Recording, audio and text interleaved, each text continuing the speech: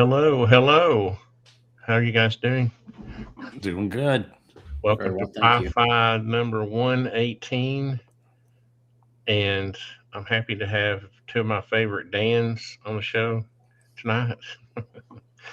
Dan Warren is our guest of honor, and Dr. Dan is our regular, ho- hopefully, maybe someday, my co host. I love both you guys. I love smart people, and I just wanted to have a conversation about like current events and how you've been doing. Both you've been doing, you especially you, Dan. Uh, how am I going to distinguish between? I'll say Doctor Dan or Dan. How about that, That uh, works for me. Dan? Because I haven't seen you, and the last time you were on the show was like what, a year or two ago. That might have been the last podcast I've been on, as a matter of fact. But I've been keeping up with your videos, your tweets and things, and I always enjoy them. And I think you have a good, healthy look or view of the whole current UFO scene, and I just wanted to see what both of you thought the state of that condition is, and go from there. I have a few things I wanted to ask about, but I'll let you guys start off. Well, I'll start off by just saying that we're not there yet, but I'm optimistic that we're moving in the right direction and that momentum is building. If we all I'm assuming all of us got reinterested in this at a different level in 2017, and if you had told me back then what we're going through right now, I wouldn't have believed that it would be happening. So every time uh, there's been a change in the amount of news that's come out over the course of the last 7 or 8 years, to where we used to feel like we could keep up with the information as it was coming out, but now it's coming out at such a rapid clip that we're having to move on to the next story before we can fully digest the one that's been delivered to us. So the pace has picked up, and it seems to be an exponential growth curve that we're looking at right now. And with these US or the war.gov drops, I'm thinking it's going to only continue to speed up, which gives me a lot of hope. And eventually we'll get to the good stuff. But I feel like right now we're just receiving hand-me-downs that we've already had before, and just they're making their way around again, which is still a good way to educate the general public about stuff that they might not already know about. What about you, Dan? Where do you stand, Doctor Dan? Where? Yeah, um, kind of share a similar sentiment. I'm enthusiastic, pretty optimistic. I'm excited. The second batch of videos from the government I thought were definitely a cut above the first tranche, is the word they're using. I did a post on it because I went through them, and I was baffled by some of them. There's a lot of, when I posted this sort of minute video of what I thought was sort of the highlights, and there's usual people saying it's a balloon or a drone, or we got to remember that the government has gone through these videos, and if it's a drone, they obviously will know that, and they wouldn't label it as unidentified or that they can't figure it out yet. It doesn't mean that they can't be figured out, because we know that governments have tried to identify videos and are clueless for years, and then a few years later, someone will figure it out. But yeah, there's momentum building, and I just actually reposted one of Dan's. I guess it was a repost from UAP James, but that Dan Ferris says today's UFO files release barely scratches the surface. So if this second tranche was pretty impressive, in my opinion, seems like there's a lot better ones coming down the pike. Well, you just hit on something that I find fascinating about the hive mind that is UFO Twitter, is that some of these videos get released and, as you said, have been studied by the government for probably years, and they didn't come up with a good explanation. But the stormtrooper balloon that they're saying is debunked one of those things, in my opinion, is an example of the value in crowdsourcing analysis of these videos. they're low quality, poor resolution, and yet the UFO hive mind is able to find something that could closely replicate, if not perfectly explain, what they were observing better than the military itself, which is, I think, one of the big values in them releasing these to the public is more eyes are going to get on it. And it's just us guys with free time that you spend it looking at this stuff that can actually contribute to the conversation in a very rapid manner. It's amazing to see. This isn't the first time that's happened, but it's always impressive in my opinion. And the problem we may be looking at is not that these are being actually released by the government. There may be a batch of videos that are available that someone is sifting through. That's what it feels like to me. Does that make sense? In other words, say you have a batch, say they have, because someone has to go through and redact these and compress them. And cause I was going to show some examples of uncompressed Reaper drone videos. Someone is processing the videos, right? And then they're declassified first. I'm assuming they get compressed and processed, and then they get probably put on a server somewhere, right? And then somebody is going and saying, okay, this is the one we want to release, or you know, whoever's getting them, right? So I feel like that might be part of the problem, actually. You see, Or or I think you've just described immaculate constellation. The purpose of that, as described by Matthew Brown, was to basically take in the information, filter it first, and then decide who has access to it. And I got a feeling the stuff that we're getting handed to right now has filtered all the way down to the bottom of the barrel, and that's what they're scraping and sending our way for analysis, because it's nothing that's been a game changer. So I think that's part of the problem we're going to have, and hopefully we'll get through these first few rounds of releases with the bad stuff. One of the videos that jumped out to me is one that Jeremy Corbell released earlier of the round object cutting its way through the clouds. That's one I can't come up with a good explanation for. But if they've got that, and everybody going back to John Ratcliffe with his interview with Maria Bartiromo, talking about 4K crystal clear satellite imagery of UAPs, those are the ones that I think we're going to be getting the last. So I'm sure we're working our way through the worst of the worst to get to something decent.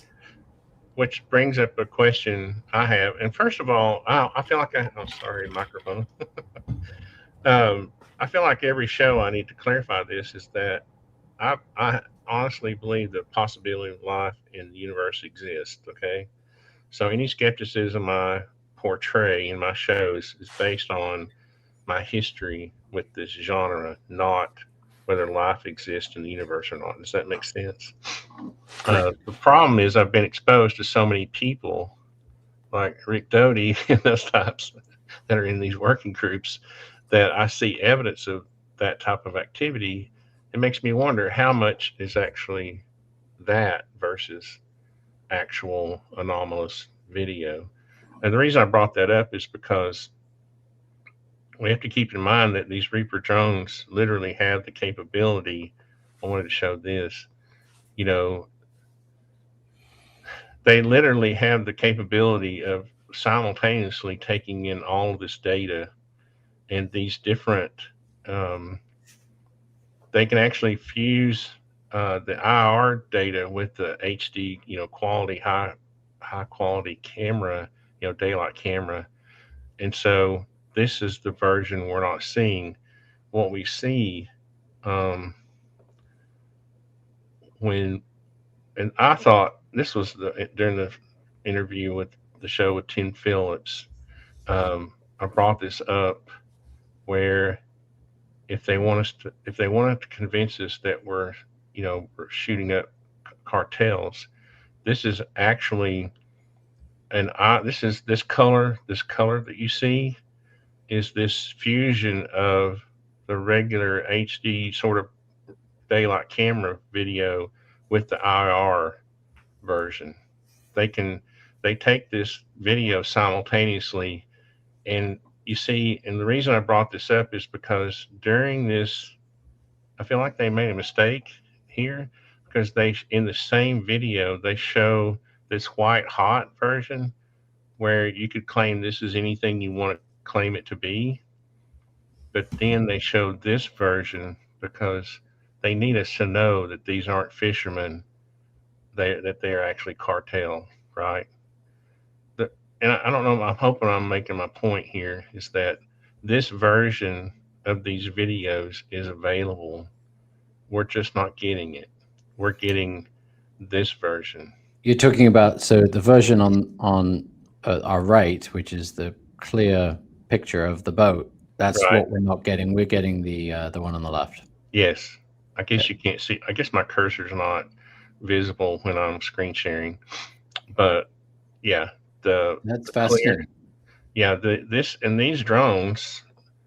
drones are capable. This sensor head here takes all this data in simultaneously, right? So they can show it separately. I wish I could zoom in. Um, they can either show it separately or they can fuse it together. I don't know if you can read that. It says fused view, where they fuse the IR and the daylight. The natural, what we would consider high quality video. So, how many of the videos from the latest batch were taken by a Reaper drone? Do you know that, Dan? Not off the top of my head. It sounds like several because a lot of them were out in the Middle Eastern area, and I think that's a lot of what they were recording with. But I'm just taking a stab in the dark if I'm trying to put a number or percentage to it. There's, I think I saw one satellite video, but the others were. Anytime you see this, where I wish I had this full thing, but you can tell the Reaper, the drones. You see how these black areas are redacted out. Mm-hmm. You can't see it as good on this, but if you go look at them, anytime you'll see like distance data, speed, altitude, that information, GPS coordinates, all that stuff will be redacted on the Reaper drone. So you can kind of tell by looking at the video, like this one where they were showing what I think are three boats in the water. I think are three fast moving Iranian boats with a drone flying near it. But one thing I don't get, Tony, is that okay? So that means that they could give us this very clear footage, but then not for confidentiality or secrecy reasons. But it's not really protecting sources and methods. That means that they're protecting the object in the photo. They're using the sources and methods as an excuse to not show what's in the video. That's what I think. I'm also under the impression they're downgrading the video instead of that what we see as the public is not the definition that they're able to see when they first record them. That they downgrade crazy. it to make it harder. But they're still redacting. Let's say if you go back, I don't know if you're able to go back to that page before the image.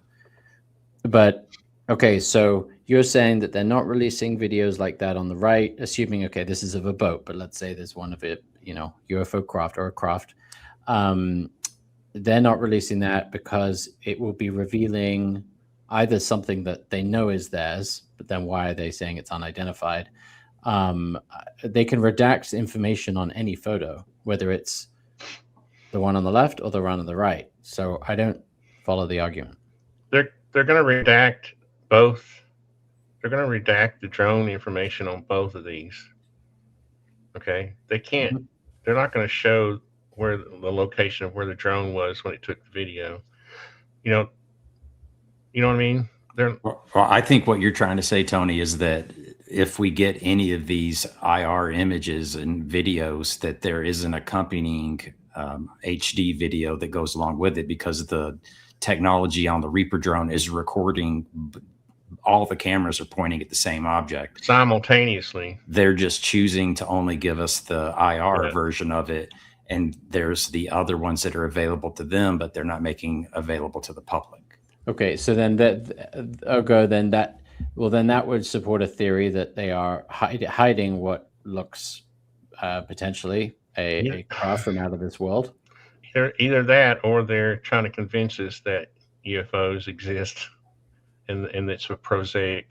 It, which, if you're skeptical like I am, because I've been hearing this since 1978, then we've been having disclosures since 1978 in my life.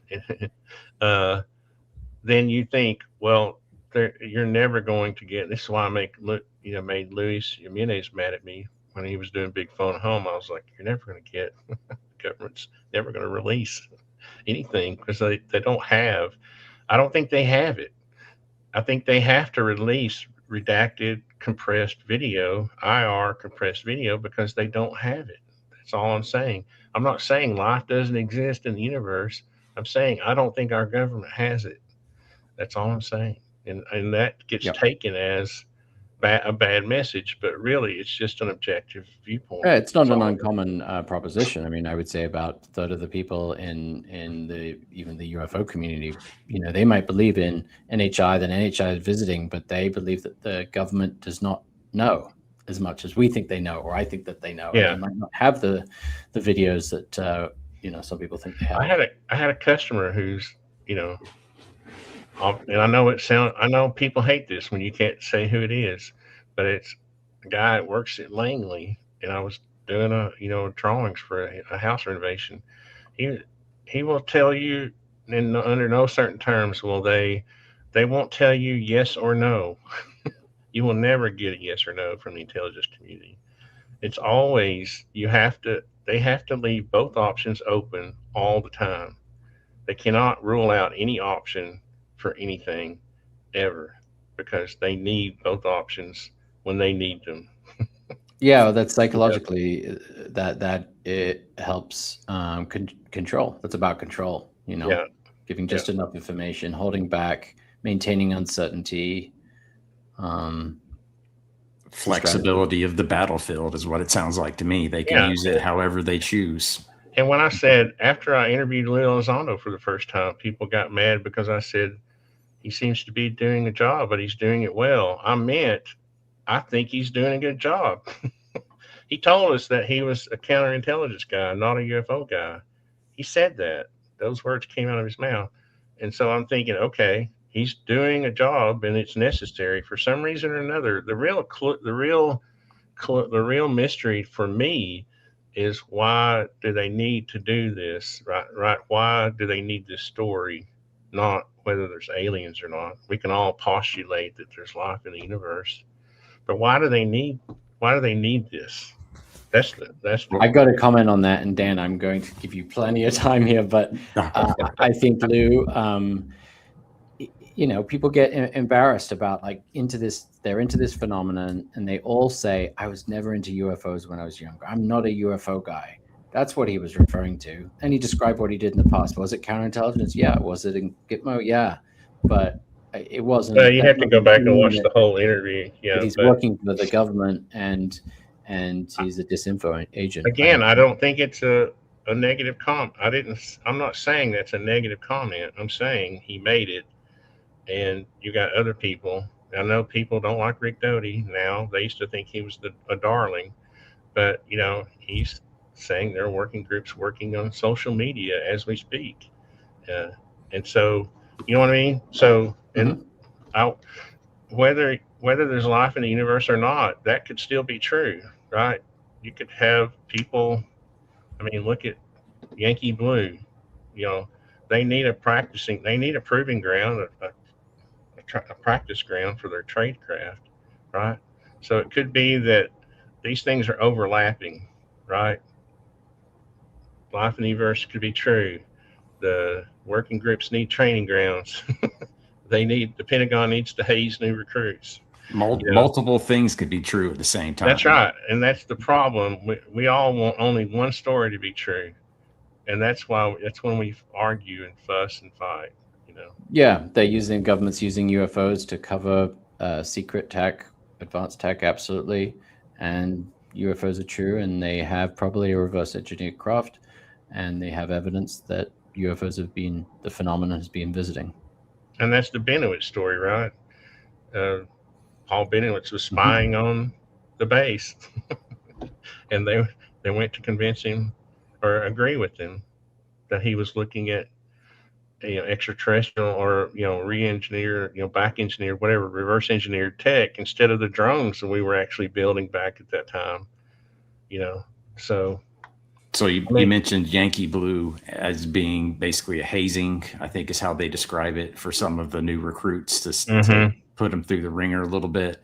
I created a video series about the United States Air Force Academy's introductory space science, chapter 33, which was published in 1968. And it was taught at the Air Force Academy. I posted that video. I got several comments back from former members of the Air Force that went to the Air Force Academy, and they tried to convince me that, well, they'll just throw chapters in those textbooks just for fun every now and then. It's almost like to throw them off to right. make them not take it so seriously, which just sounds like the intent of Yankee Blue as well, just to have a little bit of fun at the expense of the cadets and the Well, then you enlisted. just have to ask, why would the Pentagon admit to it though, right? If they're doing that, they didn't really say, but they didn't put a but in there. They just said they were doing it, you know, right? So I'm not. I'm just saying, after you hear enough of that stuff, you have your, you develop this mindset that you just want to see that of, the bar has to be raised on the state of the evidence. So I would agree with that. And I feel that we have a lot of uh, difference of opinions on how far the U.S. is with the crash recovery and reverse engineering efforts. Because if we're spending as much time and effort looking into a bismuth magnesium layered piece of scrap metal, when we have functional working UFOs and a hangar somewhere, like it just seems so contradictory to what you would think we would be doing, that we wouldn't be wasting our time on something so trivial if we have the working aircraft, whatever you want to call it. Yeah, but isn't the people working on the materials outside of that world? Like, That could be the case. yeah, possibly. Yeah. Siloed. yeah, I don't want to ever kind of feel like I'm debating you guys or anybody else. I just want both sides to be discussed, and then we can all leave friends, and then Oh yeah, totally. None of us maybe really know the maybe answers anyway. maybe we that's right. Nobody knows the answers. If we did, we wouldn't be seeking disclosure, right? I Well, did. if let me chime in real quick, Tony. If we can get along, even though we have difference of opinions, that's the same thing the people that have come out of the government are doing right now. We've got Lakatsky saying things, Lou saying other things.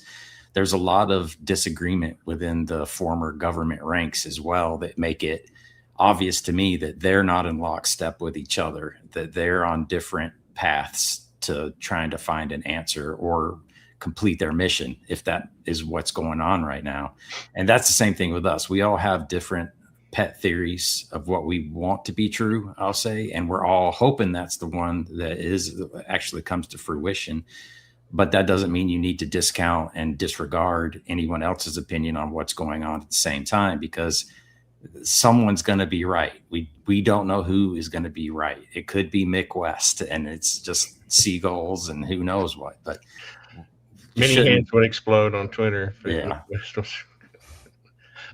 But see, yeah, and the other side of that, or not the other side, but another comment I'll make about people like Mick West is that they need to be allowed to speak their minds. The hammering that he takes on a daily basis by certain characters it's almost as if no skepticism is allowed. You know what I mean?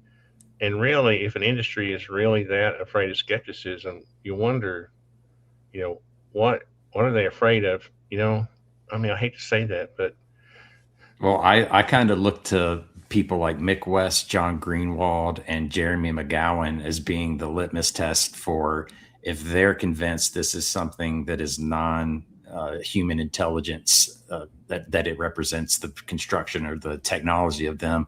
I think we can safely say that we've reached disclosure at that point if we can convert those guys. Don't say that, as if Mick West turns on me, look at who's turning now.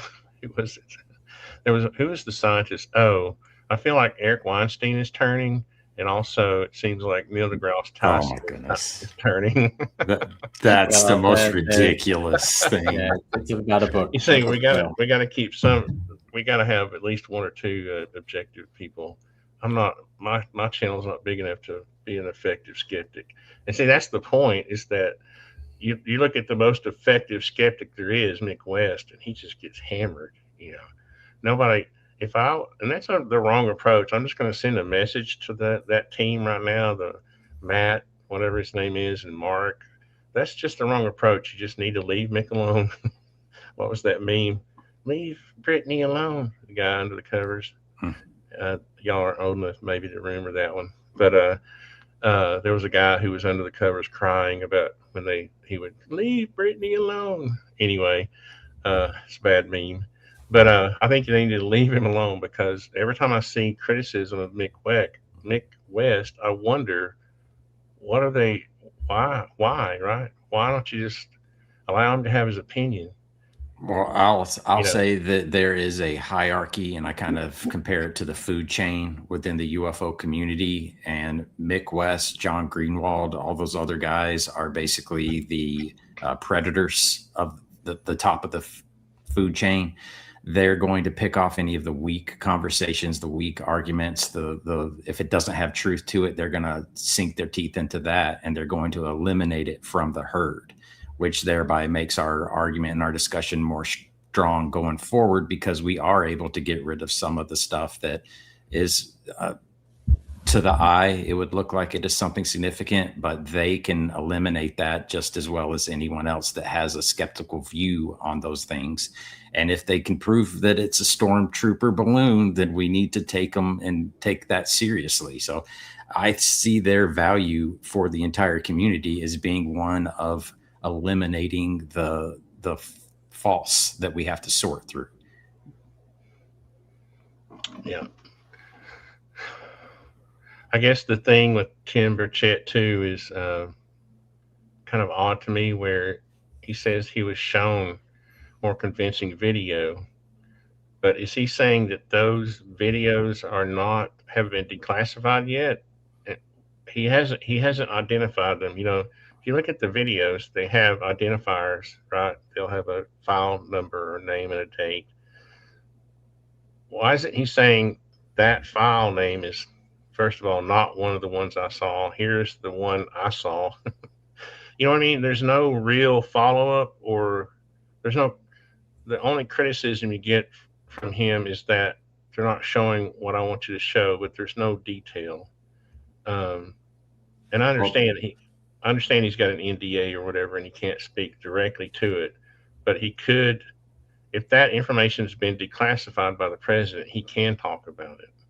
Well, I guess the impression I have from some of the comments Tim has made is that he doesn't get those videos sent to him, that he's attending briefings or meetings where those videos are presented in a presentation or a slideshow or whatever. So I don't think he would have access to the file names in particular. He could ask for them, but then of course, if it's a confidential briefing, then he's going to want to, or he's not going to be allowed to talk about what was discussed in that meeting. And I think that's why he has to keep his lid closed and just give us vague descriptions. It's sort of a trap though, right? Because if you were somebody, if you were some lobbyist with the military industrial complex, and you were hanging this carrot out there saying, hey, I've got these videos I'll show you, but you have to sign this NDA. So now he has to go out to the public and say he's seen them, but he can't say what they are. He can't demand that particular video, right? He can't talk about it. It's sort of a trap. And this is why, I have this little thing, this little legislation I've written. It's called Truth and Claims Act of 2026. It bans Congress from signing NDAs while they're in office. And I think this would help, because it would keep them from getting lobbied and then being told they have to sign NDAs to see this carrot on the stick. You see, because that NDA is what's keeping him from saying, no, it was a freaking saucer I saw in the video. You see, he can't, and you can hear the frustration in his voice, right? He's frustrated because I feel like he maybe feel like he's being used. Uh, Well, I think he's trying to walk a pretty fine line between knowing too much and not knowing enough. And your comments reminded me of George Knapp, because he's been offered to be read in and given a certain classification. What am I trying to say, Tony? Qualification, rank, so that he could have access to more information, but he's denied it every time, because he knows if he does get that extra classification rating, that he's not going to be able to turn around and talk to people about it. So he's going to have to keep it to himself, and he doesn't want to do that. So he's wanting to be able to share what he can with everyone else and not be restrained by government NDAs. What do you think about that, Dr. Dan? Do you sense the frustration? What is Tim's frustration aimed at, and how can he remedy that? Yeah, who are you talking about? Kim? Tim Burchett. Oh, Tim Burchett. Yeah. Sorry, y'all have to remember that I'm like half deaf, so sometimes I slur my words. Oh no, I'm literally almost all deaf. So I was distracted for a little because I was thinking about something else related to what we were talking about. So I kind of lost track a little. No, I just feel like So I'm sorry, I can't answer. No, there's this. I don't know. My intuition tells me that Tim may have been taken advantage of a little bit, because I feel like he's being used to spread the message, but the message that he wants to get out, is not being put out. Well, you say he's being used to send the message. I think, and we talked about it maybe a little bit last week, whenever we last were together, but I think he's spreading the message, sending the message, because he has a deep personal interest in it. And now it's sort of increased the size of his base. He's getting attention and positive feedback. He's on TV all the time. He's becoming a household name. I think it's helping him personally, politically. And he has this interest, and he's seen some videos that are very convincing. Right. That's my theory. I mean, could he be being used by someone higher up in the government or some shadow government? Maybe. Yeah. But I just think him, Luna, and the rest of the few others. But what I was thinking about was, I was blanking on his name, but Matt Gaetz. Is that how I pronounce his name? Yeah. Yeah. So when he went to Egwin Air Force Base with Luna, and first they sort of denied him entry or seeing some documents, a video, but then he eventually saw it. And in one of the hearings, he talks about it. And it sounded like, the object is a large floating orb associated with 4 objects in a diamond formation, saying the image was of something that I'm not able to attach to any human capability, either from the US or any adversaries.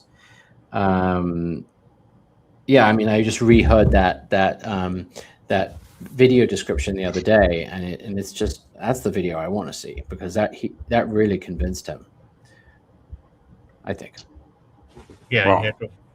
Burchett was actually down there with him as well, and the video that I actually want to see is where Gates laid into the base commander and told him how power was going to flow, because there's been one interview Tim Burchett gave where he described that, and he's like, it was one of the most wonderful things I've ever seen in my life.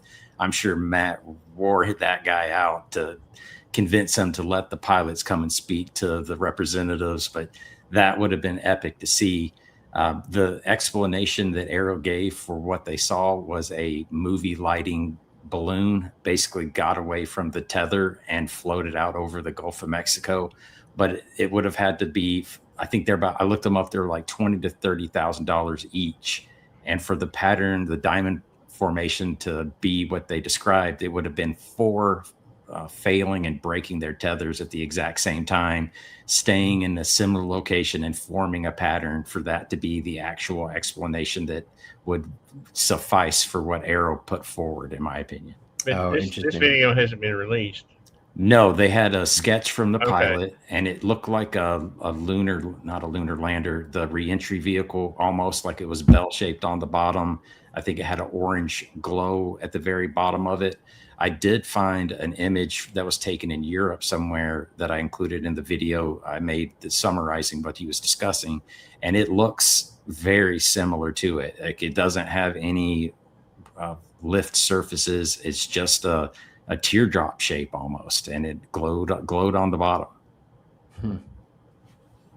Yeah, I mean, and Matt was saying that it, you know, it lit up, and then I guess there were four that became a diamond shape, and it just seemed like really anomalous.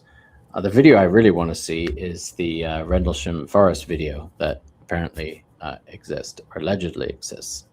Well, I don't know about the video portion of it. Can you elaborate on that? I've just heard the audio recording. Oh yeah. So I've heard there's like 8mm or something. Yeah, there were a number of there were video cameras over 3 days taking videos of what was going on. I did a post about it about 2 weeks ago, and I actually want to see your post that you were referring to. So, love you to DM me that, and then I'll do the same for this one. But yeah, there's a documentary called Capel Green that hasn't made it to the US yet. They're having some issues sort of releasing it, but several people have testified that there was video film being taken. There was photographs, video cameras, several different types taken over this 3 day. You know, it wasn't a 1 day event or a 2 hour event. You know, the whole lighthouse theory is bogus, but it occurred over 3 days. So apparently, and it was taken by plane to Germany and then went to Washington D.C. And it's apparently being held in a vault in the Pentagon. We need to get the file number on that one and send it to Tim Burchett, see if he can pry it out of their hands. Yeah. Well, I think I put him in the post. I was like, please, Congressman Burchett. There was a few other people. I was like, this is the video we really want to see, because it was very convincing. I mean, they several people saying, no, I saw it. It was a video camera, big video cameras. They were in those days, recording it, documenting it. My wish list number one is going to be the full 4-minute version of the gimbal UFO sighting.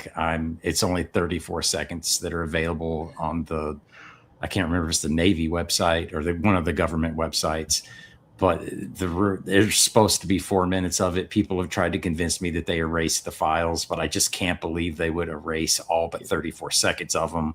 And we would get a lot. The comment that I would say is we could finally put an end to the Mick West Merrick war if we could get the rest of the gimbal video, and that's worth it alone, in my opinion. Yeah. I mean, they'll pick another case to discuss. I think it's important. I like Merrick's work. I like that he challenges Mick. You need another side to challenge that, because Mick obviously goes in trying to prove that it's something prosaic, which is okay, from a scientific viewpoint, but he'll only pick cases where he can clearly kind of sort of debunk it, and doesn't want to even look or analyze other cases, and he'll say, there's not enough data, but in his defense, he can't analyze it. Yeah, I mean, in his defense, he has SITREC as a tool, right? And I use software for my job, right, for CAD and 3D rendering and modeling, and you use the tool. You pick the jobs that you can use the tool to analyze, right? So if he has the location, the time of day, the GPS coordinates, right? All that information has to be fed into SITREC, right? So if he doesn't have that information, then he can't. It's not like he's picking jobs that he can debunk. He's picking jobs that he has the full data that he can show, what actually happened. So I'm not, this is why I don't. No, I understand. That makes sense. I don't understand the complete. I think Merrick, is it Mark or Merrick? I think his approach is not a very civil approach. I love Mick because I've had him on the show twice, and he's very civil. You could just call him anything you wanted, and he wouldn't. It would just bounce off. You know, it's like he's bulletproof or something. And I think you almost have to be kind of bulletproof. I'd say he's probably gone numb, not so much Yeah. bulletproof. I think he's numb to the insults and the spears that are thrown at him. Well, and he has a bit of an, I don't want to say arrogant confidence, but he has a very, he's very confident in his abilities. And so when someone, he knows the answer to the criticism is based in his mind on a solution that he's come up with. So it's not really considered true. You know, I don't think he takes this. You'd have to come up with some real criticism, scientific criticism. He's not going to take personal criticism as a and react to it. And you see a lot of personal criticism in this genre. You see way too much, as far as I'm concerned. I would agree with you wholeheartedly. The ad hominem attacks are just pointless and do nothing but divide and demean. I went out and bought a Twitter API, search API, just so I could search results, do research on the amount of attacks It's just crazy, you know. There's no counterattacks. So what they call attack from Mick is just him analyzing data, right? Or asking for more. Yeah. He's quick to identify low information zones, and that frustrates people. The one case that blows my mind that I think it's so ridiculous that people are willing to die on the hill, in my opinion, once again, just my opinion, is the Las Vegas alien in the backyard encounter. There are some people that are so incredibly convinced that is legitimate, definitive proof that aliens are visiting Earth. I don't see anything like that in those videos. Couldn't it be more further from the truth, in my opinion? I just don't see it. I agree. That's my opinion there. I mean, I like Mick, and we chat on X occasionally and DM, you know, send each other's messages, and I thought his work on the Aguadilla case was really great. No one could figure that out for years, and I think that's pretty much debunked. At least for me, I feel comfortable that, you know, it's most likely. I guess a Chinese lantern, you know, is what it was, and the whole thing of entering the water, and that it looked like it entered the water and split, but that was, you know, just a sort of an artifact of, I guess, the IR, and I don't know the whole explanation, but it was convincing.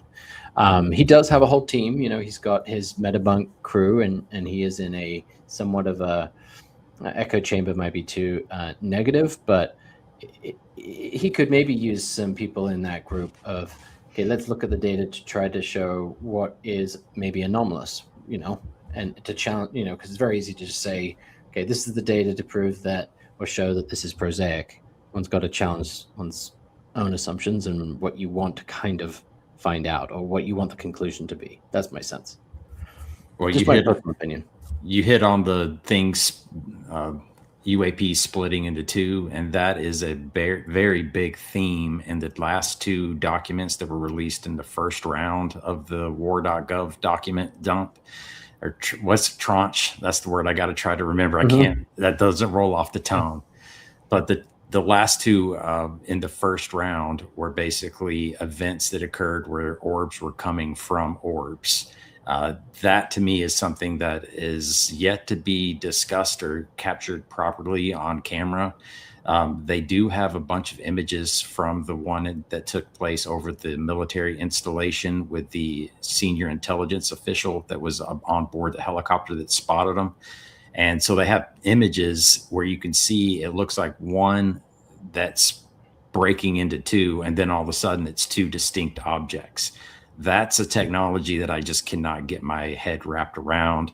I am a nuts and bolts guy, but the nuts and bolts on one object don't split into two and come back into one at anything that we have in our inventory. And what would Mick say that is? Most likely it's just the perception of that. It's an artifact of the camera or the heat signature, or, you know, something. That's most likely his argument. What videos are you referring to? They sound, I don't think I've seen them. They don't actually. Burleson says that he has seen the videos. They do exist in a recent interview he had, but they released, I want to say, 19 images in the IR range of objects that are over the ground, um, little orbs, little dots, and things. But some of them, the helicopter that is um, has the U.S. senior intelligence official in it, you can see the little dot going up towards the helicopter that he was riding in from the perspective of the ground. So if you go to the very end of page 16, I want to say it's the second from the last that you'd be able to see those. That's the one that Burleson is also telling everyone they need to dig into, which is the video that I recreated in one of my last videos. It's the most dramatic video I've ever made in my life. I will say I got the music accompaniment to make it sound more impactful, of course.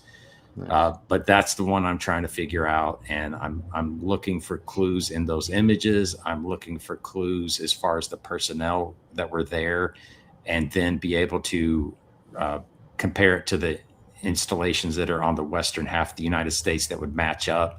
And so far, my crosshairs are on White Sands Missile Range and the Dugway Proving Grounds. But the Dugway Proving Grounds is currently my number one pick based on all of the information that's in those reports, those interviews.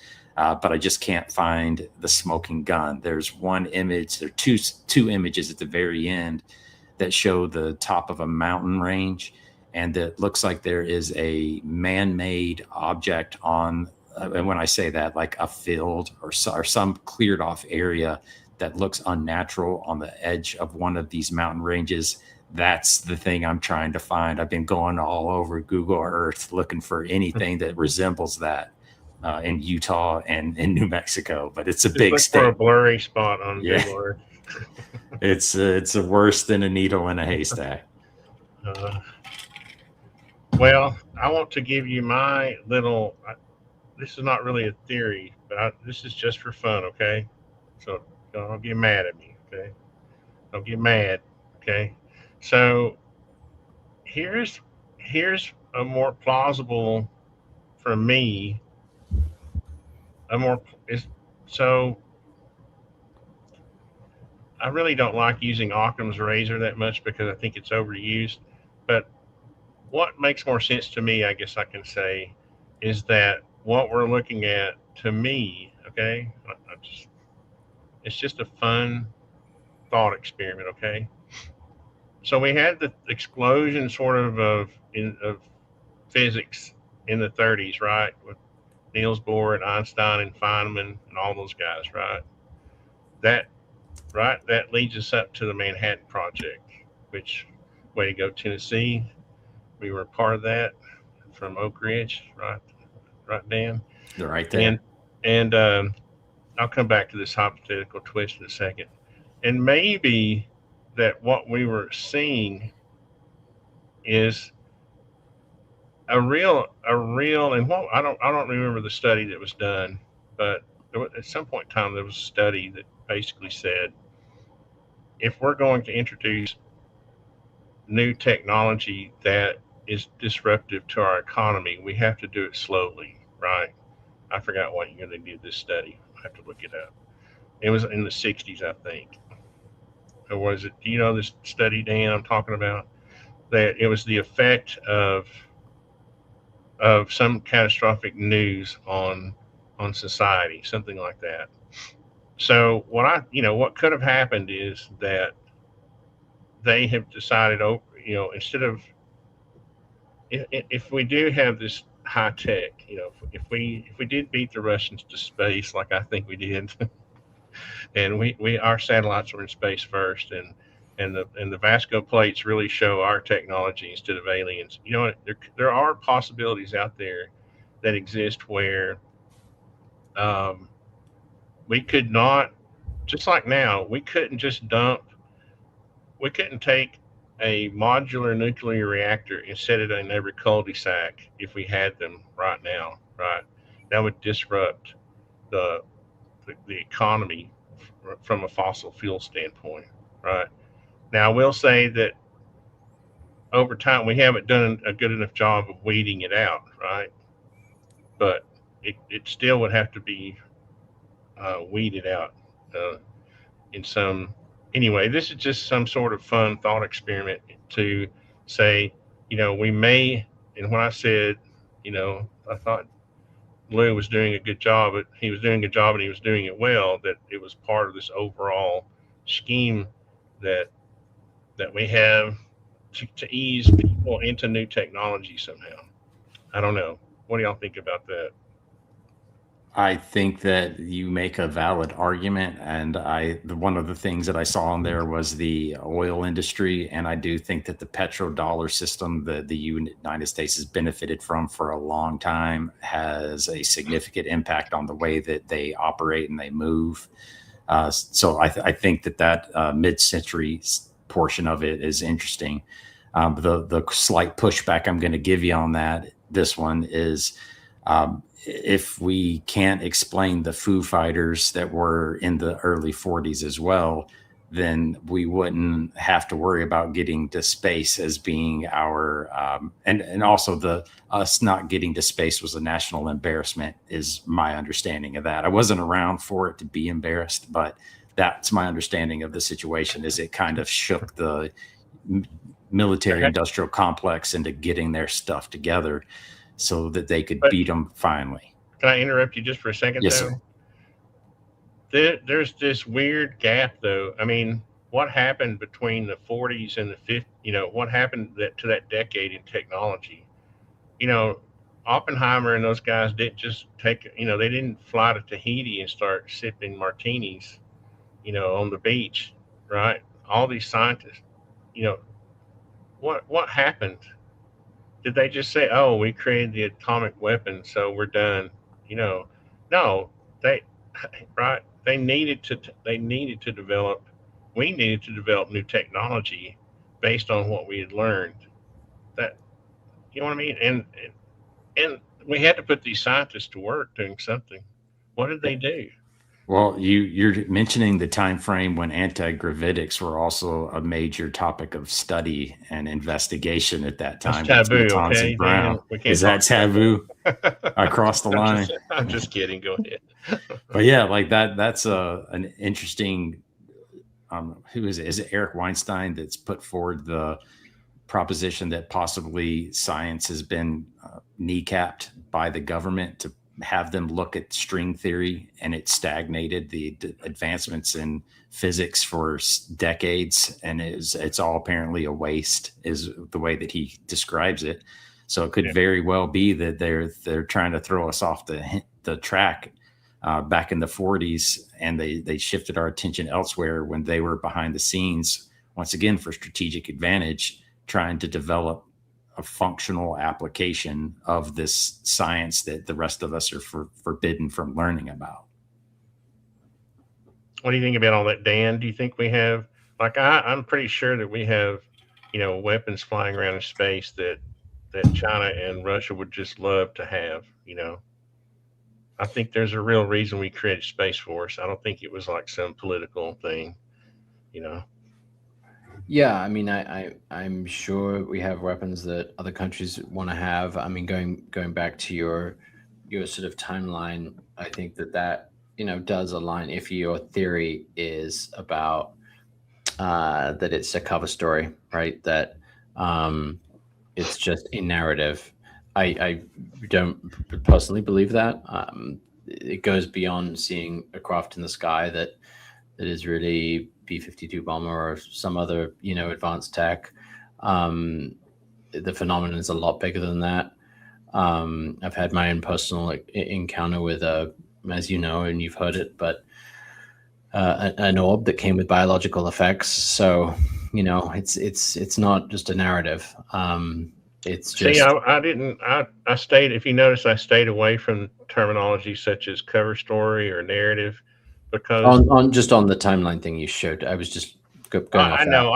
know. The reason I wanted to say that though is because this study that was, I'll have to look it up. The study that was done was done by people, serious people, and they basically said we can't just bring some shocking technology onto the market. We have to So it's not a cover story. It's a need to keep our whole economic system from collapsing because people just make like investment decisions based on something. Oh, absolutely. Yeah. Imagine if fusion is perfected tomorrow. It would take 100 years to distribute it throughout our country.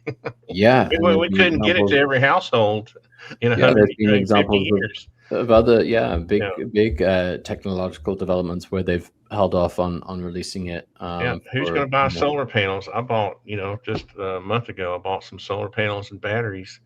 Why would I do that if I thought, fusion was around the corner? So I right. I'm talking about serious people saying I'm not talking about conspiracy cover up conspiracies. I'm talking about actual issues that people are concerned about. Hmm. And I think that's why you have serious people involved in the and see, I never deny any kind of experience people have. I don't deny your experience. I think Hmm. again, they both can be true, right? People can be having experiences, and we also need to be concerned about how we manage our economy at the same time. Yeah, yeah. But you are presenting your theory and where the side that you lean towards. Only because And I've seen more evidence for that than I I have totally understandable. aliens. And That's all. I would, yeah, So as you should, right? We're all making, we're all, unless we believe in everything, we're all skeptics unless we believe in everything, right? That we hear. Um, I just think it became something convenient to, use this UFO thing that's going on, this interest, and use it as a cover story. Absolutely, that's been happening, but it goes way back, Foo Fighters, and then way before that, obviously hundreds of years. Um, so were yeah, did we know about the German jets during the Foo Fighter? That was the same era, right? The Germans had fighters that they sent up against our fighters. They uh, had jets that they sent up against our prop That may be airplanes. true, but my understanding of it is that the U.S. forces thought the Foo Fighters were German technology, and the Germans thought that they were Allied technology. So both sides were seeing them and couldn't explain them. So there was an independent third party getting involved, and we don't know who the originator of that independent third party Lockheed is. Martin was like, yeah. The same with Raytheon. Soviet Union and America. The we thought it was the Soviet tech. That UFOs were Soviet tech. Soviet thought it was American tech in regards to UFOs. So Well, and then we had the agreement with the Russians where we said, hey, just in case you see something coming over the top of the earth, don't fire right back right away. Call us. right. Yeah, So what does that tell you? hold the missiles. Which I Yeah. just don't understand that relates to that agreement, because what if they just don't answer the phone? They're just going to sit there and wait until they get bombarded by an ICBM. It doesn't seem like there's Right. a winner All right. in Yeah, that Chris, agreement. okay. It's a UFO. Don't worry. We'll just be Yeah. decimated. That's why you can be assured that we both had satellite systems that for early warning systems. CC. Even during those early days, I think we had plenty of technology to know whether we were getting ICBMs sent our way or not. You know, thankfully, right? So I'm hoping we go full circle back to what we were doing in, I think it was World War II or World War 11 to some people, where we had everyone out on alert, looking in the skies. I think they were called Sky Patrol or Sky Watch or something, and they had like a phone number that they would encourage people to go out and look for things in the sky, presuming that it was possibly Russian military that was flying over us, and they would report it. At what point does the government, once again, we've shown that we as a hive mind can analyze data. When is the government going to say, and we would really help us out if you would tell us where you're seeing these things? And then we finally get not a MUFON, not a New Fork database, but a government sponsored database where people can put their information in, and then we'll start to have more eyes on the skies just as a society to help try to solve this problem. That's one of my optimistic hopes that I don't think will actually ever come true.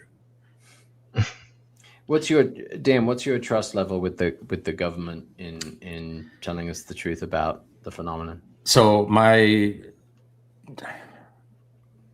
view on it at this point is going to take a similar trajectory to my trust with Lou Elizondo in particular, because when he first came out, I had high faith in him, but then it seems like the intention behind some of the things that he's done isn't in alignment with the intention of others within the same government. So I feel like that there is there's no one government is one aspect of this situation. It's a bunch of different entities that have skin in the game that are trying to figure this out, and they compete with each other. So I don't think anybody in the government is on exactly the same page as everyone else. And it just makes me have a partial trust of them, but a partial holding back a lot of my faith until it's confirmed by other portions of the government, at least, or if they can provide proof. So it's almost on a case by case basis at this point, Dr. Dan. It's just so hard to trust any one individual. Lakatsky's the guy that I look at that kind of, he gives me the impression he's trying to tell us the truth as he sees it. But I guess as I say that, everyone might be trying to tell us the truth as they see it. So I think they're guessing at it as well. So there's some information gaps that they have, and then there's some intention behind their motives that I am leery of as well. So I'm going to trust but verify is, I guess, my final answer to that one. But so let me ask you, so who was Lou Elizondo competing with when he was at OSAP, ATIP, whatever, 13 to, I don't know, when was he? Was it 14 to 17 or whatever the years were, right? Who was he competing with? You mentioned that. Well, Jay Stratton and now Lakatsky all have difference of opinions on what ATIP was, what OSAP was, and they all seem to be at odds at the details. It's the devil's in the details is where I'm finding that they're in disagreement more often than not. And I just can't figure out why, if it's a terminology thing, if they were on the project at a certain time and it shifted over time and they wouldn't recognize it if they were involved in it at a later date when maybe Elizondo was in there. It's just highly confusing, and it's a level of government bureaucracy that I'm not familiar with or comfortable operating on. So I think there's another language barrier associated with what they're telling I think personally what it could be is that you could have had a special access program developed when Harry Reid was convinced to get the funding for ATIP. So again, both could be true, right? Lukatsky and Eric Davis could have their viewpoint of ATIP, but that doesn't mean that Louis Elizondo wasn't working on a program they called ATIP that was funded, right? Well, that's the 22 million is, I feel like we've got a slam dunk that it's went to OSAP and it did not go to ATIP. And that was, but then the funny thing about those SAPs is that you don't know exactly, right? You don't know what hidden budgets there were. You know what I mean? How many years has the Pentagon failed budget? But you got to talk about what you feel like, and we know that there was $22 million given to someone, and multiple people have claimed it. So that's a confusing part of it. But I'm under the impression OSAP was what received the $22 million, which was just about nothing as far as a government contract. And Bigelow was the one footing more of the bill to make the thing work. We also have to remember that there are government programs, and then there are non-government programs, right? There are contractors who work for, defense contractors who are you could call them quasi-government, but they're non-governmental organizations. You know what I mean? So that's a whole nother discussion, is how much of this information and technology is no longer in the government's hands, and a bunch of it, I would say. Yeah, and it's FOIA proof, and that's a lot of the reason why. But then there's just so much more advanced technology. Well, there's advanced technology in both the military as well as the commercial industry. They're different, I'll say, and the government wants its hand in all of it. Yeah, I mean, I kind of see Elizondo as likely doing a lot of volunteer work, maybe not getting paid for part or all of it. I don't know what he claims in that regard. He had a personal interest, as did other people that in his orbit. There's a lot of FOIA releases of emails showing clearly he was running that department of it that seemed different than the sort of ORSAP era, which was more, the Bigelow, research and all those papers and stuff. Because I don't think Elizondo was involved back then. That seems earlier, but it's confusing. I mean, it is all plenty confusing. of opportunities for, retired intelligence guys, right? I mean, there's all kinds of fun projects. Look at people like Sarah Adams, ex-CIA, right? People like Eric Bustamante, ex-CIA. There's all kinds of little projects for these guys who know how to do intelligence work. It's not. It's. I don't understand what the issue is, right? Why he wouldn't be doing volunteer work at any event, right? I mean, why would you volunteer when you need to pay some bills and Well, I and don't when know you if could get paid by I wouldn't say he was We ain't getting volunteering. paid. yeah, well, I need the to get impression paid, I but got is that Lou was doing other duties as assigned, not necessarily that he was volunteering to do it, but he was tasked with something that wasn't in his typical job description, probably for obvious reasons. They don't want to write down, we want you to investigate UFOs. So I feel like he was more or less had a portion of his time loaned out to a program, and it was just under other duties as assigned on his job duties.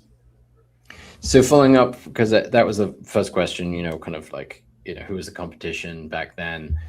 What were some of the things that Lou did where you lost trust in him or faith in him and his role and all that? The presentation of images that weren't vetted properly is questionable. Every time I get asked to tell a joke, that I know 1,000 jokes I can always tell you, but if you ask me to tell you one, I'm going to draw a blank, and I'm doing about the same thing right now. I think it was his retirement, his exit activity for semi-retirement in ufology. I think he was tired of the whole thing because it was kind of a job, and I mean it's obvious that I think he's smart enough to know that the crop circles were crop circles and the lampshade was a lampshade. You know what I mean? No, I, so he did that deliberately? I just can't believe that he would. You know what I mean? I Yeah, don't but know. you know how easy it is I for have all this humans to be intuition. fooled by some I of can't these help. videos and photos? What's that? We're all vulnerable to being fooled by these videos and photos. It's just Your our a counter psychological intel makeup. guy is fooled by the information he's presenting to you. I don't It's think a so. cycle. It's just it's our own psychology. We want to I don't believe, think. and we see it. And it's like when I first saw that I think thing, the I hadn't last flown person that over would be those fooled circles. I'm by like, wow, information that would looks be the guy. incredible. But we're The all going to last be person to be wrong. fooled by information is going to be a counterintelligence guy. I I'm sorry, will side with Dr. Dan on the crop circle one. I think he was using that as an example to say, I get sent these types of pictures all the time, and I don't have time to do a thorough investigation of it. We need more eyes on this so that we can assess these images and videos that we receive better and faster. So that one I think is a reasonable mistake. It's still a blemish Not on his great. record, I would say, Sure. but I think And then there was another one with the reflection. It's not Yeah. great, but you got to realize if See, you're looking at these pictures and videos and you're in this world, you are going to be wrong at least 95% of the time. And I think that triggered a memory. And I think he said that the pilots that he had one where he said pilots saw it, and then it came out that there were no pilots involved. I think it might have been the chandelier one. Yeah. So definitely. And if he's going to be a leader in this space, you can't really make multiple errors like this. Do we really want him on speaking tours where I went to see him near where I live, and I heard about some others, and like there's pressure to come with new material because people do kind of follow him around, and then that I didn't love. I never quite understood why he could share some things and not others, kind of in the book, and why, like in this DOPS review, and I feel this way with Lakatsky, is like, why can he share that but not that? It's just something just feels a little off with that. Well, I want to say this about Lou. I think that as a human being, as an individual, he is trustworthy, he is honest, he is doing what is right. But I feel like his mission might require him to do some things that we don't fully understand in the moment, but may come into focus as time goes on and more information comes out about what he was doing behind the scenes to continue to push this effort of disclosure forward. So I don't think we have the full picture. It's going to be after we're all retired and maybe they make a documentary on what's going on right now that maybe we actually find out where he was headed and why he was taking steps. So you're implying that he was on a mission assigned by someone? Not by someone. Maybe it's his own mission, but he's like, I can't do this until I've done these other things. And I don't want to ruin the path by getting ahead of myself. Like when we first started having these conversations, we were talking about the Nimitz encounter almost exclusively. Everybody probably remembers when they almost leaked, or they almost released a New York Times article about the crash retrievals. And everyone at that time was like, don't talk about it. Don't talk about it. It's too early. And then it was, don't talk about bodies. It's too early. Well, now we're there. So it's like every step we take. I think Lou even acknowledged that he was informed about the alien human hybrid breeding program that Matt Gaetz was talking about. So it's almost like he can't step over certain thresholds until someone else does it first. So I think he might have to leave himself some wiggle room by saying or not saying certain things. Well, it's hard for me because, for me to say that he, it's okay. On the one hand, I don't want to underestimate his intelligence by saying that he didn't know what the photographs were. Okay, which I kind of think he did. And on the other hand, I don't want to say that he was trying to pull some wool over your eyes. That's the dichotomy. That's intelligence work in a nutshell. That literally is the essence of intelligence work. Is to keep you guessing, to keep you wondering, right? To keep you on the fence, right? That's literally the job. Because Tony, right? I mean, I'm going to kind of agree with you here, is that when people saw those pictures, they kind of believed, wow, that looks anomalous. Then one turns out to be, a crop circle, whatever it was, from a plane. And then the other is a chandelier and a reflection. That's going to, make a lot of people believe us. And then suddenly, oh, wait, it's probably not true, because you make that assumption. It's like, if God, Aguadilla, I was really resting my whole argument on that, or the Tic Tac and David Fravor. And if those don't turn out to be something, then maybe the rest of it isn't true. So maybe that's the sort of government's plan, and he is And the thing is, the funny thing is that if you really look at some of the politicians who aren't like deep into the UFO scene, if you look at their responses, like I'm pretty sure President Trump was taken surprised by a lot of this stuff, right? People I think when we say government, I don't think anybody in our government really knows anything about UFOs. Okay, I think there is a group of people, ex-government, who have influenced the government to think that it's a national security issue, and they have influenced our Congress. And I have real concerns about our Congress being influenced by these people. And I say, wow, you did a great job. That's why I keep saying, wow, they're doing a great job, because there is no national. If you look at the polls in these politicians' districts, there's no UFOs don't even make the top 20. There's no national polling. Right? I was just talking to my son this morning. He was like, Dad, I really don't get where are you getting this UFO thing? It's just not something that me and my friends talk about. And everybody I talk to, it's not an issue. It's not part of their daily lives.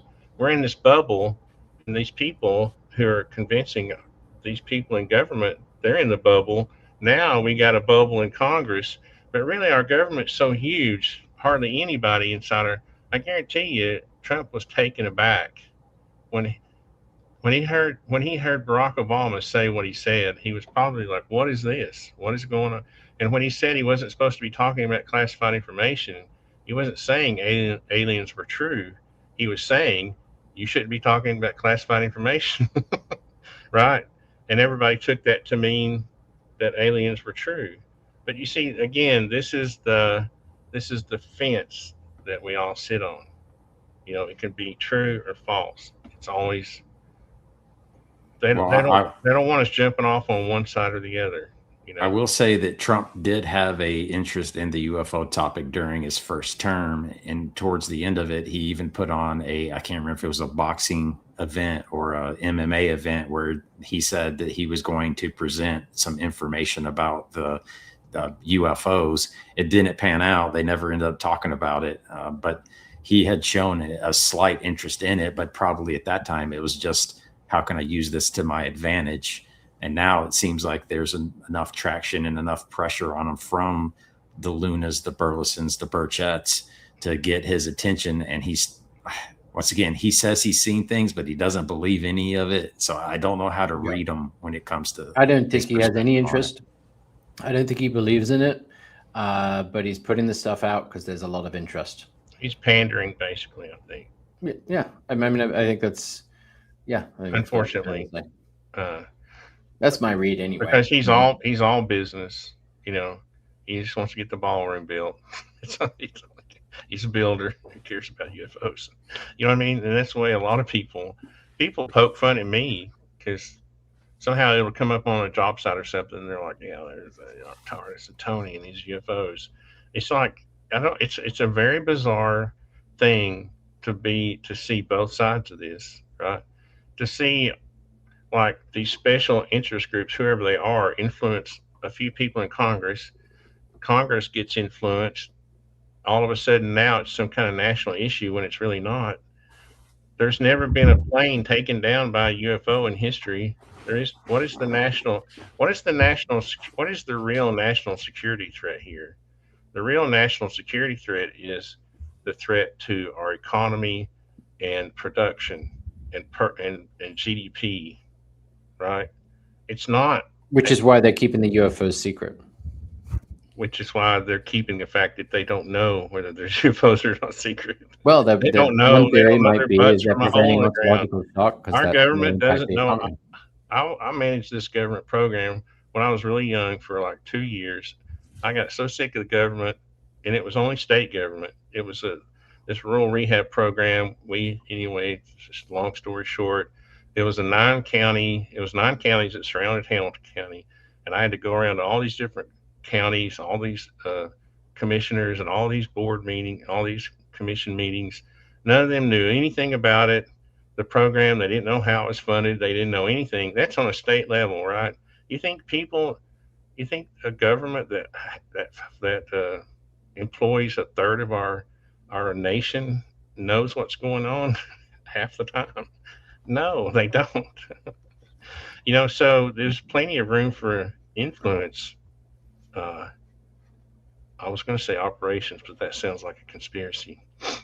But I just don't think Luna and Getz and what happened to Gillibrand? What happened to our hero Gillibrand? What happens to are these people? Are they on a 6-month rotation for where next year Tim Burchett will retire and he'll forget about UFOs? You see what I mean? It's just. Well, it's heavily on the House of Representatives more so than the Senate as far as where we're hearing the noise from. Schumer and Rounds, of course, are infamous for having the UAP bill that was 64 pages long, but they aren't vocal about it on a regular basis in front of the cameras like Burchett, Luna, and Burleson are. So it's an interesting dynamic. I almost feel like it's got to graduate from the House of Representatives to get the attention of the senators before it's going to.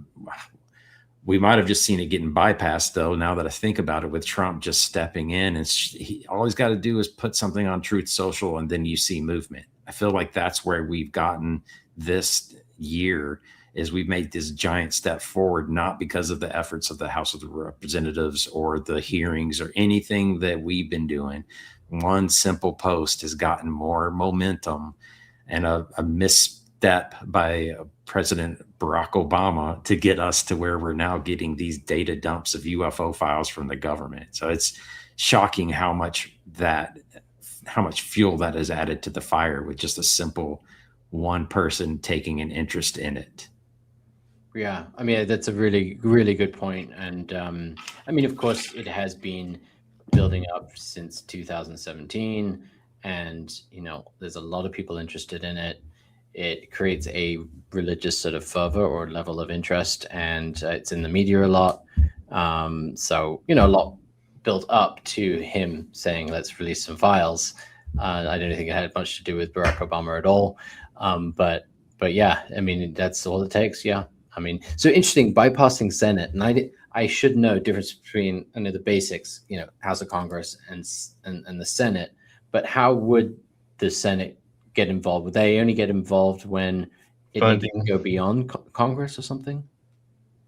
I'll say it this way: there are 462, I believe, House members of the House of Representatives. So each one represents a small portion of influence that the entire House has. And in the Senate, there's 100, or I don't know if Puerto Rico gets some.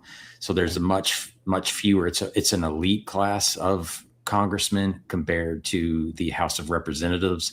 So they have more power. The Senate has more power. Yes, they have more power per individual. I would frame it that way. Okay.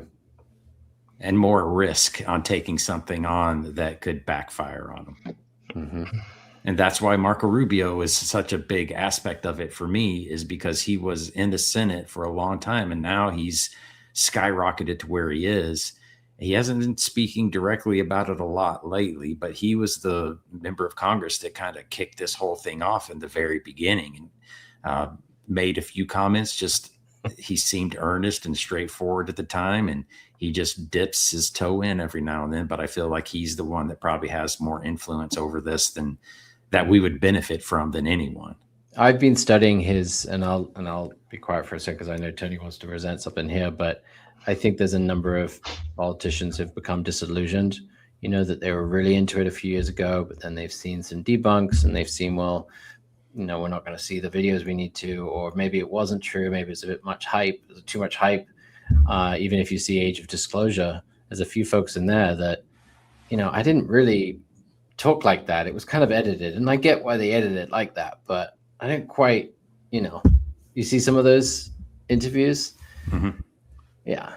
So I mean, we know a lot of people in this community that were really full on believers 3 years ago, and now they're not. Well, the one that we lost that I missed the most is Mike Gallagher. He was the one that submitted the Wilson Davis notes into the congressional record during the first, with Ronald Moultrie, and I've forgotten the other guy's name now. But that one, I thought he was going to be a rock star in the UFO world. He was very articulate, well-spoken. He seemed motivated. Matt Gaetz is another one that I could describe the same way. And then he's kind of faded off. Jared Moskowitz has been a leading voice for a little bit, and then he's taken a step back. It just seems like there is a pattern, but it could also just be that they do report to their constituents, and maybe their constituents aren't so excited about them spending their time on UFOs when there's more fires to fight at home. So they're pulled in multiple directions, and it's going to be tough to get them to stay on it for a long time, because they also have to run for re-election. Is it every 2 years in the House of Representatives and every 6 in the Senate? Well, I was just going to brag about my prediction here made. And there was a question that came in, Tony. I just saw it whenever you want to, if you want to. But no, well, yeah. If the government, hasn't the government been, where does it go? The government's been trying to convince us WPs are real for a while now, right? I was just saying in the comments that not unless they provide, not unless they roll out the sport model. That's what I said. Yeah, they're not. We're not going to take them at their word. Another Dan on the show. So number 3, Dan. Um, we got to have something that's tangible, that's undeniable. I hate the phrase "extraordinary claims require extraordinary evidence," but we need evidence. And so far, what we've gotten isn't anything that would lead me to believe that there is a non-human intelligence operating these things at this point. Uh, Definitively, I'll say there's some stuff that make me go, man, that's real interesting. I wish we could get more information on that, but we don't have the silver bullet in our hand yet. Yeah, I think my opinion is maybe 4 or 5 cases that come pretty close to a silver bullet, but I mean, just Belgium wave, Stephenville, RB 37, 47, forget the name of it, but there are some good multi-sensor data cases, but certainly not not really what we want, right? Correct. I just don't think that we should look to government for the answer. I don't think I think there's certain, we should allow them to keep their little war games that keep our country safe, viable, right? And this is part of what they can't do. They can't just give away all their means and methods and of how they conduct, intelligence work. I understand that stance, but that bothers me because we do pay for their services. So But as if they don't taxpayers, know, Dan, my point is, if they don't know the answer, they can't give you the answer. Right? so that would be true if they don't. But then why are they acting in the way that they do? And Because why is they are being lobbied to act the way they do. then why do they have the spokesman for the entire military industrial complex have a psychological warfare background, and she's the one that all the UFO information has to filter through? That seems a little suspicious to me. What about you, Tony? Okay, exactly who are you talking about? Susan Go. Oh, Yeah. Susan Go. Yeah, okay. Yeah. The old Susan Go trick. It's literally what she wrote her thesis on. Oh, I know. Psychological I found it and read it, and so true. And she's sitting right behind, That's part of my point, Arrowhead. though, right? We gotta. If we can't, if we citizens can't convince each other they exist, then really, will government ever be able to convince you that they exist? Oh yeah, there's a certain, it's not the government necessarily. We just label it as one thing. There will be individuals within the government that will provide information and an explanation that would be sufficient for me. So that's how I view it. Is it's not going to be a document that comes out. It's going to be, I'm a spokesman for this. Here's my credentials. It's got to be a significant individual with credibility that provides the information, and then it's going to be followed by data to go along with it. And that's what it's going to take for me, or the president saying it, where you can't take something back like that. It just occurred to me though, if we never find out, how did it ever affect us? Let's say it would affect us more if it was our technology and we weren't discovering it, if as opposed to it being aliens, right? What's really going to benefit us is if there is some new technology that we've developed, new energy, little modular fusion reactors we could sit in our backyard and power our houses. That would affect us more than if we found out aliens existed. I mean, on a positive note, the alien thing would only hurt us mentally, right? That only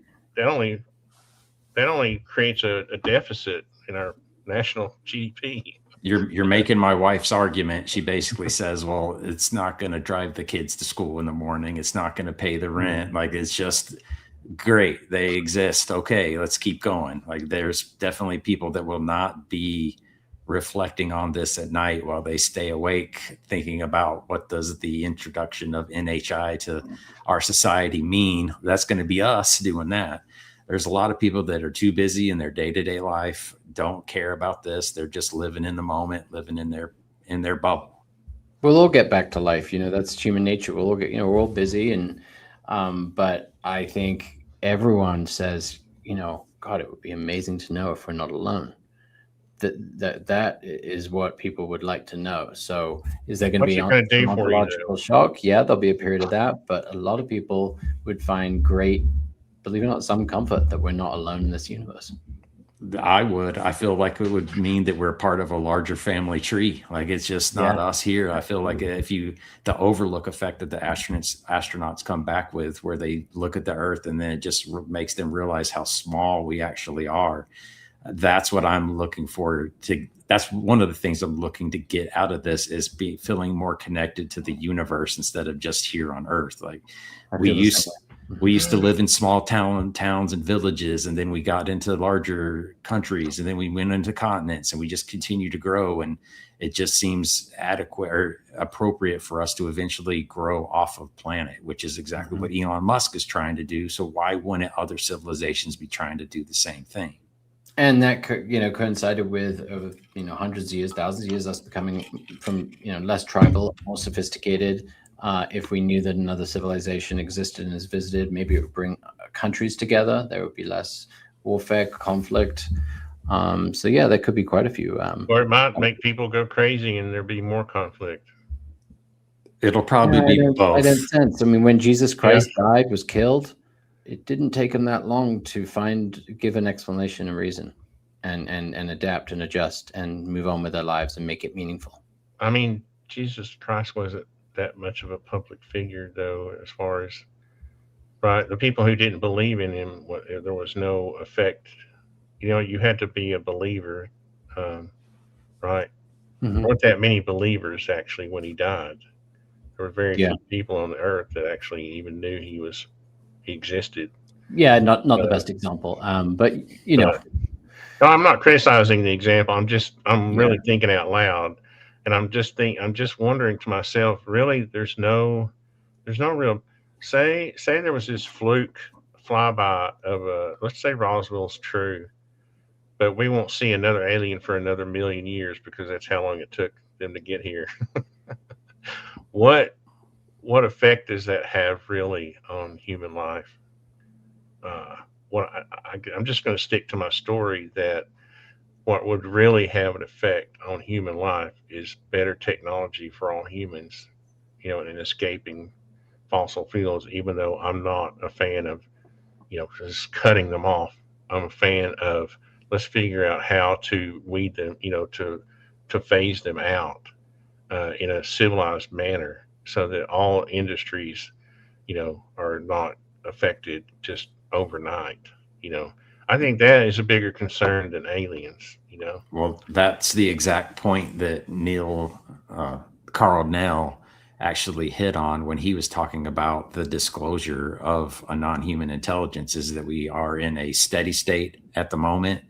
In the future, after disclosure, we will reach steady state, but it is the time in between those two steady state periods that is going to be turmoil, and we'll get through it, but we have to be prepared for it.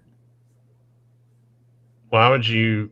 But if there's no consequence, why would you wreck our economy over something that may? You know what I mean? Why would you do that though? And I think this is what if it's inevitable, Tony? What if it's going to come out and then the government's going to look like fools, basically, for not doing what they're supposed to do, which is protect their population? If they actually know, they should be preparing behind the scenes. Which sure makes a lot of sense to me that they would wrap those things up in USAPs. Just exactly right, and that's what they should be doing, right? Look at all the stuff that went on behind the scenes during the Cold War.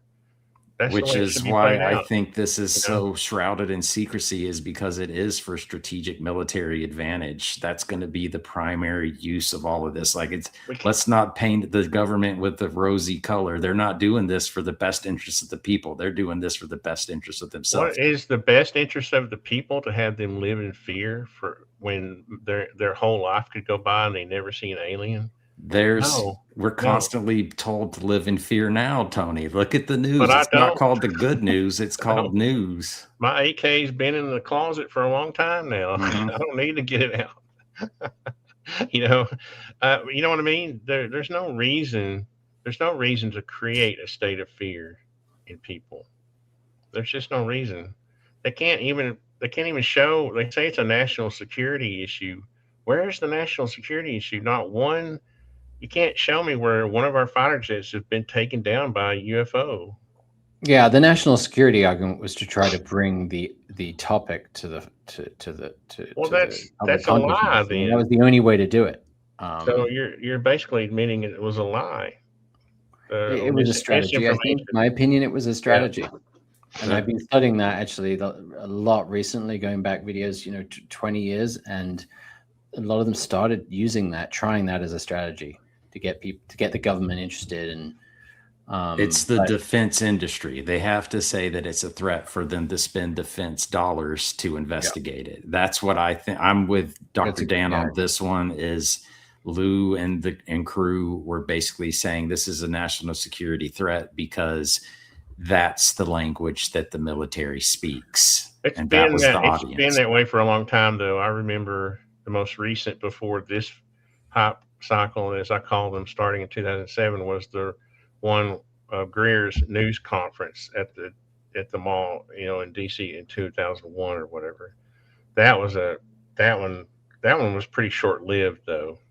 That little hype cycle, I guess it lasted from 2001 to 2006, 2005, something like that. You were into this topic back then, Tony?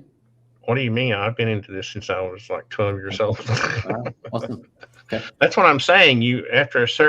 I'm going to live my whole entire life, and I'm never going to see any evidence of, why would I live in fear, or why would I get mad at people? Why would I get mad at my government because they're not providing? You know what I mean? They call it the UFO code for a reason. There's no reason to be so dramatic about it. That's what I'm trying to say. Yeah. Well, that's why you invited me on your show one time, Tony, because I did this post on the UFO curse that was written by, I'm blanking on his name now, the famous debunker from the 60s, 70s. Menzel, I think. Is that? No, I don't think it was him. I know who you're talking about. Yeah, it was his last will and testament. And he wrote, 2 pages of why. Why can't we think of his name? Wow, that's crazy. None of us can remember his name. He was first. One of the people I'm thinking about was a skeptic at one time, but was a believer and then became a skeptic. Remember? I'm just looking it up now because it's going to bug me. Yeah, it's going to drive me nuts for sure. But it was he would go around. He ended up, the person I'm thinking of would debunk people like Philip J. Klaus. Oh no, I'm thinking of someone else. Yeah, but I think that you have to be careful about how much fear you try to install in the American people, right? Because obviously other countries aren't concerned, right? There aren't people living in fear in the Amazon of you. You know what I mean? It's why is it that this is the playground for the intelligence community? Why do the American citizens have to be hazed along with the those recruits? The Pentagon hazed for whatever reason they hazed. Was it just for fun? Were they practicing on? What was the mental exercise they were playing out on during Yankee Blue or whatever? I mean those questions have to be answered. I think I don't think it's necessary to put people through this whole drama. I mean, when you're skeptical, you don't worry or think about it, or it's not an issue. But I know some people who are just worried sick over it, or who are just can't. You know what I mean? They're just a nervous wreck about it. But you're speaking from someone that's never had, I'm making an assumption here, Tony, a close encounter or an event that was undeniable, non-human.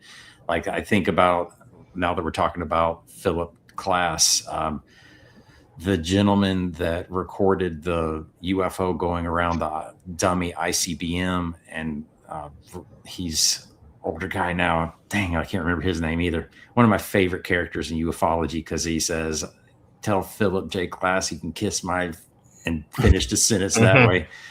Bob Jacobs, I think is his name. Yeah, that's right. I love that guy. But like, if you've seen something that is undeniable and then the government takes it away and suppresses it from the rest of the population, doesn't that give you encouragement to talked about this subject and warned people that the government is actually hiding something from you. That's the difference. And I think you and I, because I don't have an experience to go off of, and others that have seen things that can be done that humans can't compete against. The funny thing is, I have plenty of experiences I could, in my mind, develop into an experience. Okay, I've probably spent most of the time I can think of anybody I know on the Appalachian Trail and Pisgah and Nantahala and all these backpacking. I've seen crap that would scare the living daylights out of you at night in the Tennessee woods. Okay, but those, I could believe in Bigfoot if I wanted to. I could believe in UFOs if I wanted to. We saw black little masks go over our fire one night, over a campfire, and we all just froze. Those are all campfire stories, right? They have no bearing on the national, right? Your life is never going to be affected by my experience. You see, and I think when we're talking about national government, we have to think of one thing, and when we're talking about our individual experiences, we all have to respect them, right? I totally respect Dr. Dan, or I wouldn't ask him to come on my show. you know, uh, so I've had people like I've had all kinds of experiencers on my show. I mean, I've got like 120 shows. Yeah, you Really have. more like 300, and I appreciate all those people, but they even collectively, those experiences aren't having an effect on the national the entire health of our country, thankfully, right? Yeah, absolutely. I mean, anytime I share my encounter, I have no expectation or agenda to convert or make anyone else believe the story. It's more of I don't know, why do I share it? I think there's some interest usually, but after so many years of not sharing it, there is some psychological sort of liberation sort of value. It's just some relief that you can talk about something that was so shocking. And very real. Which that's a benefit of disclosure, is that people won't feel like they have to suppress things they've seen. That I think we all know the statistics that maybe I'll even give it I'll be conservative and say 10% of people that see things actually report it. And if we had everybody reporting things that they've seen, like I wish the government would sponsor again, as I mentioned earlier, I think the ability for us to crowdsource data collection would amplify very, very quickly, be a big force multiplier.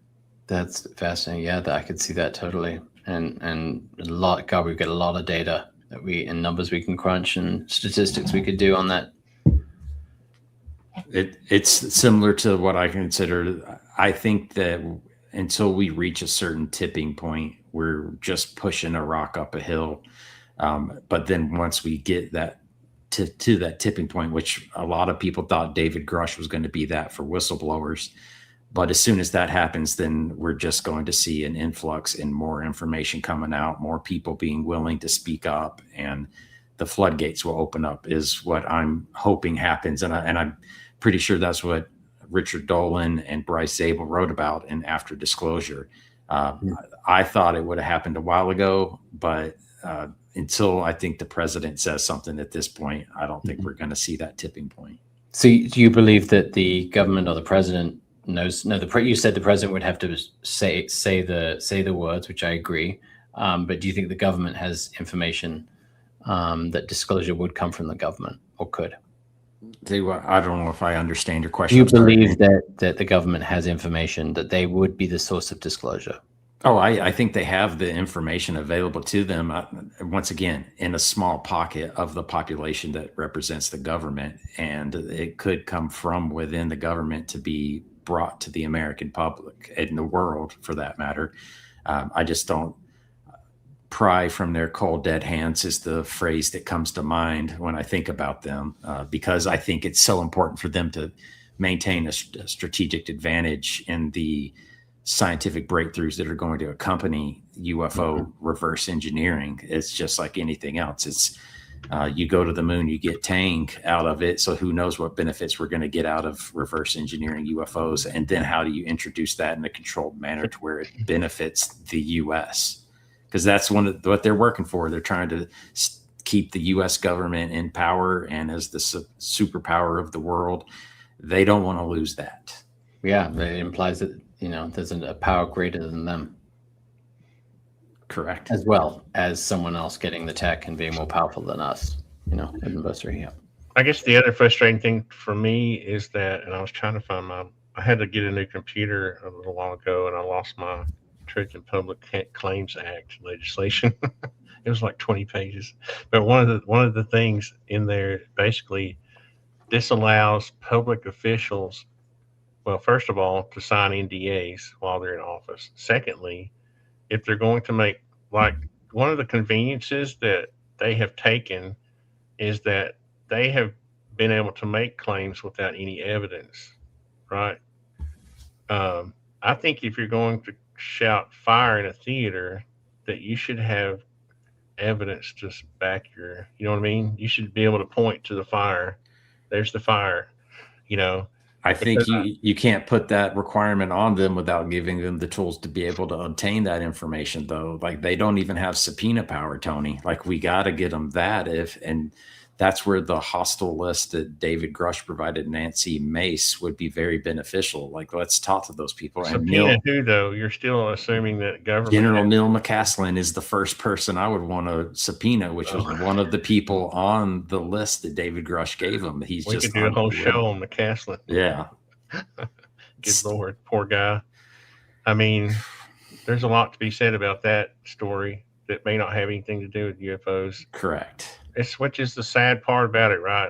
Hopefully someday we'll find his body first, and then MH370 in the bottom of the Indian Ocean or whatever, and we can, stop being so, I don't know, weird about everything. Conspiratorial. But yeah, I'm trying to stay away from the words, but I mean, I just feel like that it's too convenient for a congressperson who's only going to be in office for 2 years to go in and cry wolf, cry fire in a theater, and just leave and have played what he thought his role was supposed to be, and then it just disappears, and there's no, what. I just don't. I don't see it as a productive exercise. I think you're describing Russiagate right now. I think that was a more apt description. Yeah, I'm trying not to bring into those things, but I just what is Shelley saying? She has too many questions. So do I, Shelley. I have way too many questions. Okay, but I mean, I just feel like that at some point we have to stop depending on government to do things that they can't do, or you know what I mean? Have this sort of righteous indignation about. I can't believe, the government that we tax with keeping secrets is keeping secrets. I just can't believe it. Well, it's not the secret keeping. It's the fact that they have the sensor arrays that are beyond anything the general public. I understand and appreciate that we should be able to get the evidence ourselves if it is actually occurring, but I don't think it's happening as often as everyone might assume it is based on how much we discuss it. It's a rare event. It's not something that is commonly occurring. And so for us to be able to have the camera set up and available to record these things when they're fleeting moments, that's the thing that I think the government does have. They're monitoring the skies constantly. They're always watching, and they have filters that get rid of the stuff they aren't interested in and keep the stuff they are. And their technology is far in advance of what civilian technology represents. So that's why I think it needs to come from the government, is because they have the better toys. Oh, they definitely have the better toys, but don't we want them to maintain those toys, and we don't want to give them away to, China or Russia either. That's right. So why can't we get the information that they had back in the 40s and 50s and release it? That's one of the things that bothers me is. Well, you'd have to believe that Roswell was not Project Mogul, I guess. You know, I'm you still see what I mean? hoping. I'm still hoping that we can get a copy of the piece of paper that the guy was holding when they were taking pictures with the aluminum foil for the Roswell photos. He had something in his hand that had instructions. I've seen what people say it says, and it's basically cover this up and wash it under the or sweep it under the rug. But I want to see the document. That would be a game changer. Did we lose Dan altogether? Yeah, he said he had to step away for about 30 seconds. Okay. Okay, I see that now. The last will and testament of. Oh, okay, that was earlier. Uh, well, I don't. I don't really mean. I don't really mean to place. I don't want to play skeptic to the extent that I make people upset or mad about it. I just want to. There just has to always be an awareness that as long as if you're going to play this game, you always have to just remember it's a game. You know, it's just if you're involved with anything dealing, even if the intelligence community is doing a good job or they're doing their job, you still have to remember that you're dealing with people who know how to manipulate you on a win. You know, Well, I will say that's accurate for the government. The government is the game, but the anomaly, the phenomenon, may be just something that we don't fully understand and can't quite comprehend and have a difficult time wrapping our minds around. That's what I think is happening, is that we're encountering something we don't understand. We have a hard time describing it with the vocabulary that we currently have. And the government is a tool, more or less, that we're trying to use to get more data on this weird phenomenon that no one seems to be able to understand.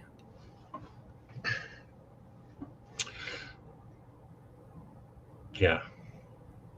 Hmm.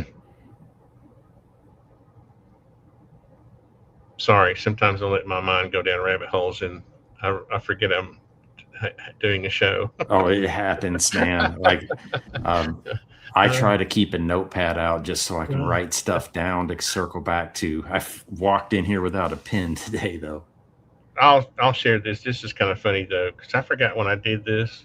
It was uh, these are my UFO flap. Really, supposed to say hype cycle or whatever, and I kind of predicted that uh, by now it looks like yeah. What's funny is that this is a little bit off because I don't think we've actually peaked, so it's a little off. But I remember like there were periods when I was growing up that there was excitement, it would wane, then there would be another period of excitement, it would wane, then they would roll out the stealth fighter, and people. I remember when they rolled out the F-117. I don't know if you remember that, and people were just like in awe because it was the first stealth technology that they rolled out into the public that I Was knew that of. was that during the Gulf War? I want to say. I think it was because I guess they were afraid that people would see it anyway. And I guess I don't know why they released it, uh, uh, but to me, that's the kind of disclosure we can expect of our own technology because there were these rumors that stealth that, and it turns out it wasn't. It wasn't actually disappearing. It wasn't invisible. It was just invisible to radar, right? Yes. But the myths in the public were that somehow they were stealth, that you couldn't see them.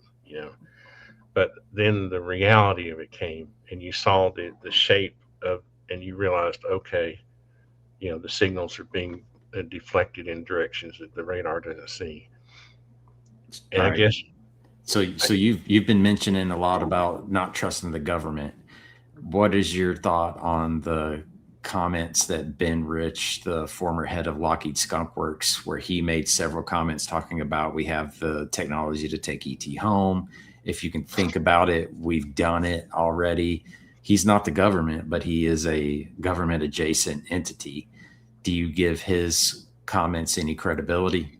mm, again, I would have to see some evidence of his claim. It's just like look at all the hype that surrounds artificial intelligence. with remember the hype just recently about Mythos and how it was going to change humanity and blah blah blah, and now it's turned out to just to be another model. You know what I mean? Uh, I kind of follow that scene because I'm doing I've got a project I'm developing, and I'm about ready to release it. But in that genre, in the artificial intelligence industry, there's the if you want to get investment, you got to hype your AI. It's going to be AGI, ASI. We're talking about eliminating humans and blah blah blah. You know what I mean? So, and then you find out that it can't complete a sentence when you ask it to help you write a paragraph. You know, so I think a lot of these people hype. It's their job to hype their companies, their technology. It's just it's just what they do, right? Uh, but on the other hand, uh, if I were to see something, zipping through the sky that could, make it to the moon in, 30 minutes, I would think it was human technology. If it exceeds all known capabilities, you still Well, think it would be human? do you not think we've made any advancements Well, beyond the jet engine let me since let me say it this way.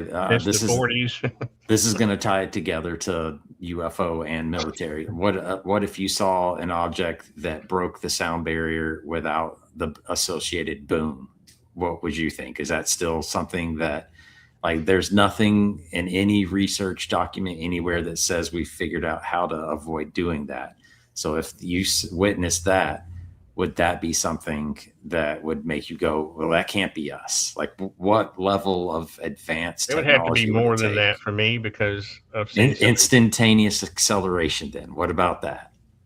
instantaneous. Like, if it exceeds of our abilities to have a pilot in it, or our material science would break down at 20 G's, if this thing is zipping off at 200 G's, would you go, we can't Have do that? I'll ask you a question. I'll do the old mean trick of asking you a question to answer a question. Have you seen the world's fastest commercial drone? I've seen, I think Jeremy McGowan post something that might be what you're describing, and it zips. Yeah. It zips and it appears to be making right hand turns, 90-degree turns and zipping and flying faster than you would ever imagine that a commercial drone. Now, what does the military have? You know, if we have to assume that the military is always 5 or 6 steps ahead of commercial, you know, I'm just saying. I mean, you know, bring me the sport model, Oh yeah. Bob. Bring me the sport model, Bob. Let's go for a ride. uh, I'm not trying to be a Debbie Downer. I just think that here's the thing: when you become so content that you stop questioning things, then they can go on vacation, right?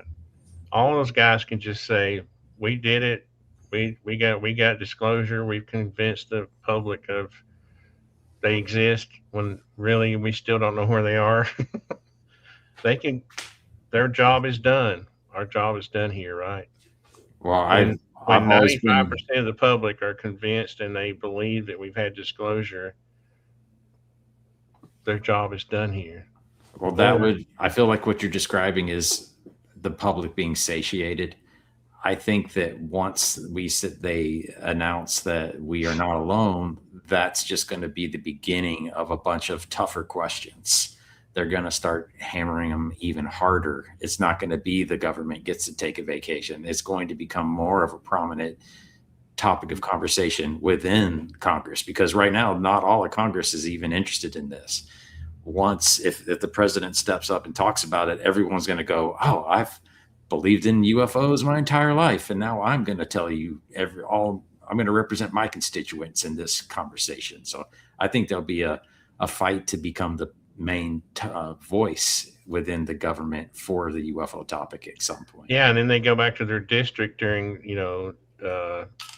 time to raise money, and they realize that their staff is saying UFOs don't even rank in the top 20. You better start talking about healthcare and the price of gas, the price of eggs, But the they war would in though, Iran. like if it came out and then you saw a picture of a craft that had instant acceleration and it was 4K and you saw the biologics, they wouldn't be able to get elected in another term if they didn't include UFOs with healthcare.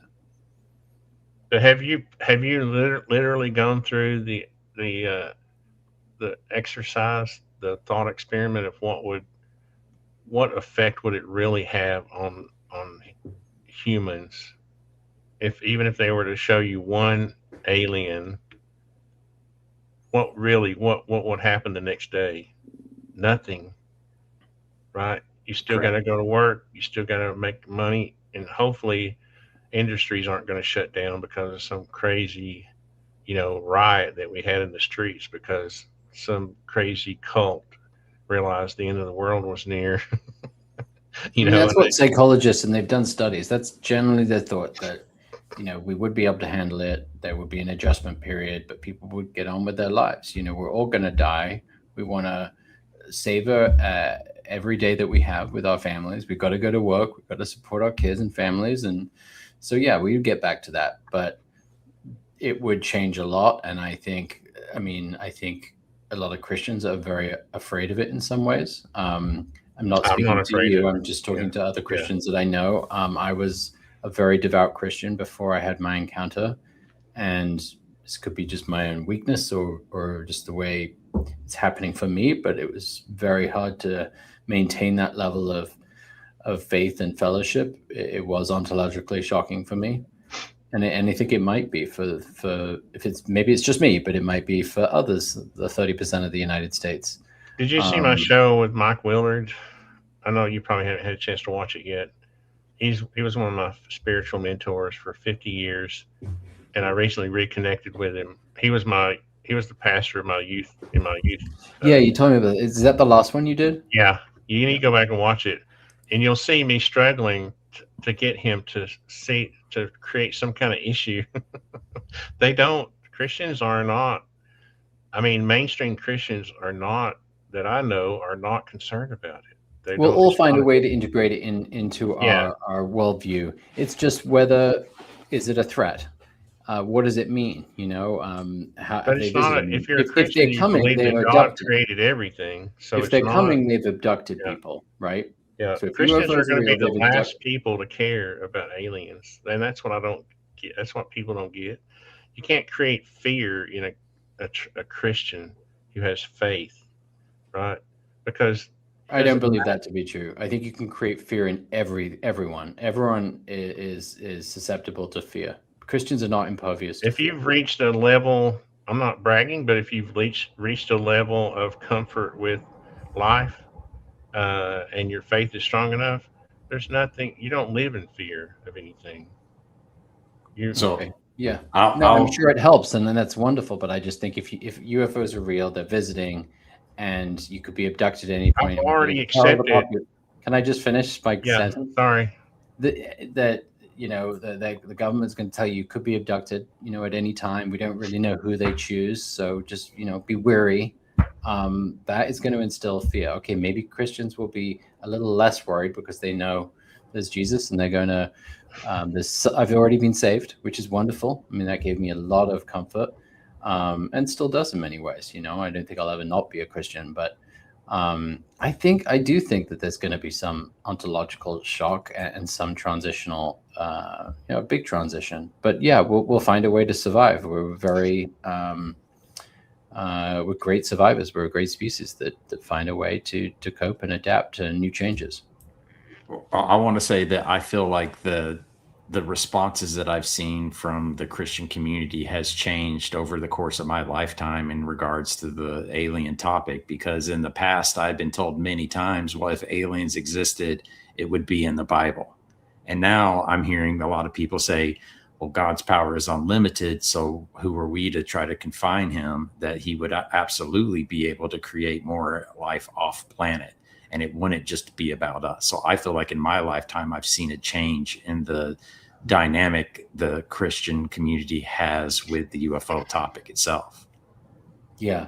Tony, I don't know if I told you this story, but I was at Augusta National golf tournament, and I was striking out conversation. We're at one of the holes waiting for these players to come. And I felt kind of safe talking about my side hobby in UFOs and interest. And he said, the fellowship will never let it happen. And we were talking about sort of disclosure, and I was, and saying, I think the government's going to come out with stuff. And he said, the fellowship will never let it happen. I posted about it, and someone came back and said, and this guy, I should tell you, lives in DC, was a prominent person in politics in DC. But anyway, this fellowship is called the Family. It's do you know what I'm referring to? The Family. It's this circle of Christians in government that basically pull the strings. Some cult. Sounds like some cult. It's something real. I mean, I should say, I mean, it's a documentary that, but I'll send you something on it. It's fascinating, and I do believe there is a movement by evangelicals in government to prevent this information coming out, which I can understand. I don't know. I've been doing the show for like 12 years, and I've tried to get rabbis, imams, pastors to come on the show and talk about it, and that none of them, and Mike, because he was my friend, did it as a favor to me, but he doesn't even think it's a big deal, right? And I had even the Jewish community center, they were just like, we're not, why are you worried about this? Why are you talking about this? It's not an issue. You know what I mean? Nobody. I think that the people who are pushing it have done a good job of convincing people who believe in UFOs that it's an issue in Christianity. I don't think it's actually, and I'm not sure who these people are, but there's no group or person that represents God on earth, right? Yeah, it hasn't reached Christianity yet. We're not Catholics. We don't believe that there's an some intermediary between us and God, right? There's no human on earth that has authority. This is why I said the pastors made a mistake when they met in private. Their claim was these people want to prepare the church. What church are you talking about? What church? Mm-hmm. There is no church there is no system where Christians get a memo on Sunday mornings for what they're supposed to believe. That's not the way Christianity works. There are no mysteries. There's no secrets in Christianity. There's no secret meetings in Christianity. These guys were hazed by a lobbyist, and it's probably the same daggum working group that's lobbied our Congress people. And that's the truth. Why won't they tell you who it was? It's not necessarily the truth. They weren't hazed by Congress. They had their own shows. They had their own. I'm talking about the pastors. Why won't they tell you who they met with? These are pastors, for God's sake. They're spiritual leaders. Why are they meeting in secret? They don't have to tell people who they're meeting with. Well, they don't have to come out and make claims either. If it's not, you see, they're entitled to make their claims. They're not saying this is what Christians believe. 90% of Christians don't even know UFOs. I didn't even know their whole shtick is that we were told we need to prepare the church. That's exactly what they said. You can go back and watch the videos. But we need to prepare our congregation. I thought it was. Yeah, I think Burleson made some statements that showed that they took what he said and ran with it. My understanding is Burleson was one of the guys that spoke with them, and it was basically just like, hey, you guys need to always be preparing your congregation for whatever comes. And then they took it and ran with it. I don't know that situation very intimately. But why the secrecy? On that one? Why there should be no reason why the people they met, whatever they talked about, could be secret, but who they talked to, that's the clue. Okay, there are lots of clues in this genre, but nobody will face up to the clues that you're being given. It's probably the same characters that we've seen for 50 years. The same old characters show up every time we talk about who's who. There's probably 20 people that the same name would come up every time in a conversation about this thing. You know what I mean? It's just kind of frustrating for me because, and I thought I had gotten rid of that frustration since that show. But it's just frustrating because there's no mystery, and there's nothing biblical about demons being UFOs. It's just not a thing, and it's just so petty that whoever these people are would try to even suggest that, work it into it, and then they go and tell Tim Burchett, "Oh, you gotta talk about demons." And here's Luna posting about demons instead of what are the national issues. She's a national congressman, for God's sakes. So you're Right? saying, Tony, that the Christians wouldn't interpret UFOs as potentially demons? No, They wouldn't. not Okay. not mainstream. You can find evangelical, fundamentalist Christians who might see it as a sign, but Hmm. most Oh, mainstream Christians don't think that they're even that when Christ ascended into heaven, that there was this cessation.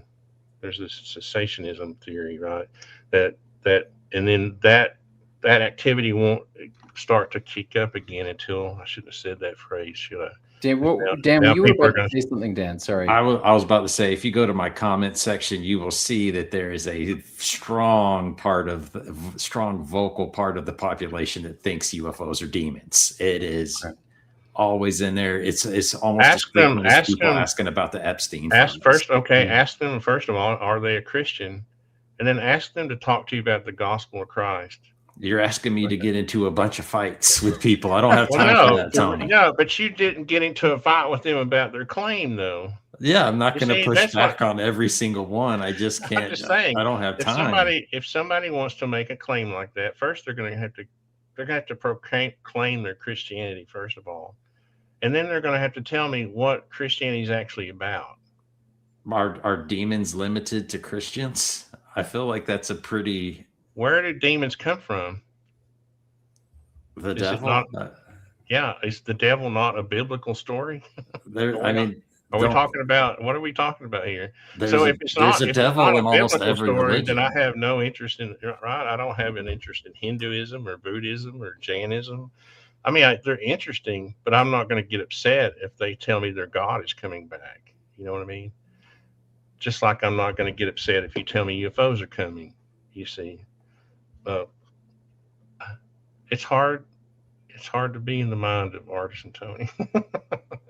But I'm not trying to. I'm not trying to As make. we said 2 weeks ago, we admire your conviction, your I'm Christian not. I'm conviction. not trying to create an argument here with you guys. I love you guys. I just want. I just feel like that somebody needs to say the things that aren't being said. And no, no, I don't know any Christian who's. I couldn't get. I can't. I still. Could, I sent Mike some videos of these priests saying that Jesus wasn't really, that the Bible needed to be revised and that Jesus wasn't a factor. And he's like, those people don't, uh, and what this is what you see in Christians who have good, I think, a decent amount of faith. Nothing you can say, if all the evil just bounces off of the, like we're bulletproof. You can't scare me with your UFO stories. You can't convince me. You just have to, if you want to convince me, show me the evidence and we'll go from there. You know, it's not but I'm not going to wake up every morning worried about UFOs, you know, and I'm tired of seeing my congressman. I'm glad he's not my congressman. I would literally run against Tim Burchett if he was in my district. I literally would run against him and I would hammer that ass. I would say, you know, because that's all he talks about. That's all. You would think the only thing exists in this world were UFOs. I will push back on that because I've seen him, and he's come into my neck of the woods and met with people in manufacturing to promote them as well. He talks about other stuff as well. Tony, you don't pigeonhole him like that. That's what he does locally, right? That's what his constituents see, and that's You've what been they watching should too much see. News Nation, Tony. Yeah, I don't watch News Nation. who's handing him the microphone might be influencing your view on what he does. No, I'm watching his feed. Yeah, I'm not watching any news. News Nation. Who is he? Who is that? Oh, his ex There, VP. in my Right. opinion, there aren't any media channels left. Right? There X aren't is any, his UFO outlet, I think, when Howard, as it is mine. when Walter Cronkite died, that was it. Since there's not been any news channels since Walter Cronkite. you know, but you know what I mean. So I'm looking at information coming straight from him, not some news source. Uh, yeah, I just think that our Congress needs to get back to what's important to people and what will truly affect their life. And we don't need psychological manipulation to get us to do things. You know, But 1 billion hits were received on the war.gov. That tells you that there are people that are interested in this, Tony. I understand, like, on the local level, it's a whole different story. They need to take care of priorities within their communities. But for the macro scale of this, like, there is you definite think there was interest. literally a billion hits on that website? They they said Legitimate hits. 500 million in the first 24 hours and a Let, billion in the let me first pull week. up my server. I have two servers that I rent. I can show you bots that hit my server like every other second. I can't even keep up with it. I can't keep up with the spam that hits my server. Every server's that way, So I don't know. You can There's huge argue. interest, Tony. I mean, I know people that never would talk about UFOs. They would like, what UFO issue? But now they're starting to get interested. They are seeing it now Yeah. on CNN. And they, the David Grush thing really kind of perked a lot of people's interest who didn't think about it before then. I think we've come a long way. I think there's a lot of momentum. And I believe in it. And I'm excited to see what, is coming. I hope it's big. I'm right there with Dr. Dan. Let's see what's big coming down the I don't pipeline. think anything's. Don't We might hold be your breath. living in a one-on-one time in humanity where we get to see a change that's beyond anything we've ever seen So we're before. going to do this show a year from now. We're going to redo it on next Memorial Day. I'm And not putting a date on a calendar. I'm not doing that either. Making no, any I did. I'm predictions. just saying we're going to meet it. We're going to do it again, and we're going to find out what But changed. Tony, you say you've been, studying this or looking at it since the 70s, 80s. Believe that, but it's unprecedented what's happening now. I mean, 4 or 5 hearings. It's on every news channel. This is really unprecedented. Could lead to something. Not saying it definitely will, but Yeah, the propaganda is unprecedented. I don't know that any kind of results are unprecedented. You know what I mean? yeah, no. There's no magic bullet being fired at me. I'm not Well, dodging all right. magic Well, bullets. what would be the magic bullet that Tony needs to say, okay, UFOs are real? Alien Bring me a abduction. UFO. Bring me a UFO. I don't know. I mean, Well, you at the campfire, that thing that went over the fire, that sounded pretty cool. So, I mean, maybe even a UFO wouldn't, because that could be something else, right? I think it might Yeah. have to be an alien communication, daytime, like shaking you. Look, dude, I'm real. that Rough would be them up a cool. little bit. Yeah, Which is fair. I get it. that would be cool. That would be awesome. Bring them. Yeah. I've told them many times. First of all, they don't have to worry about me. I'm not some big influencer, so they don't worry about me. But if you are, you know how to convince me. Just bring me some evidence. I'm not going to be impressed by fuzzy videos that I know that I know the I know what they really have, and they're not sharing it. Okay, that's all I'm saying. Share the real video. Share share the version on the right with us instead of the white hot infrared version. Mhm. That's all I'm saying. Good point. That Fair would be a point. good start.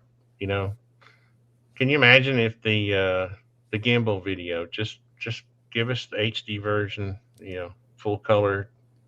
Give That's us all the you gotta do. last few minutes of it. Like, let's me see see. what happens Yeah, after I it know, but I'm stalls. afraid that it's going to show it's a plane or something. I'm all for it either way. Yeah. We need to take it off the table, or we need to That's have why it. you'll It's never see so it. close yet so far. You're never going to see any of those because they probably all show prosaic. Well, if it was tell you. prosaic, then they would show it. the fact that they're not showing No, you because it's that's what I mentioned earlier. They need you to keep guessing, wondering, guessing.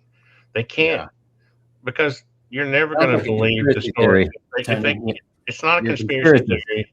They just need it. They gotta have you thinking both ways all the time. That's just it. You're never going to see the smoking gun, which is Mhm. sad. It would be nice. We need a true whistleblower to come out and say, here's where I know.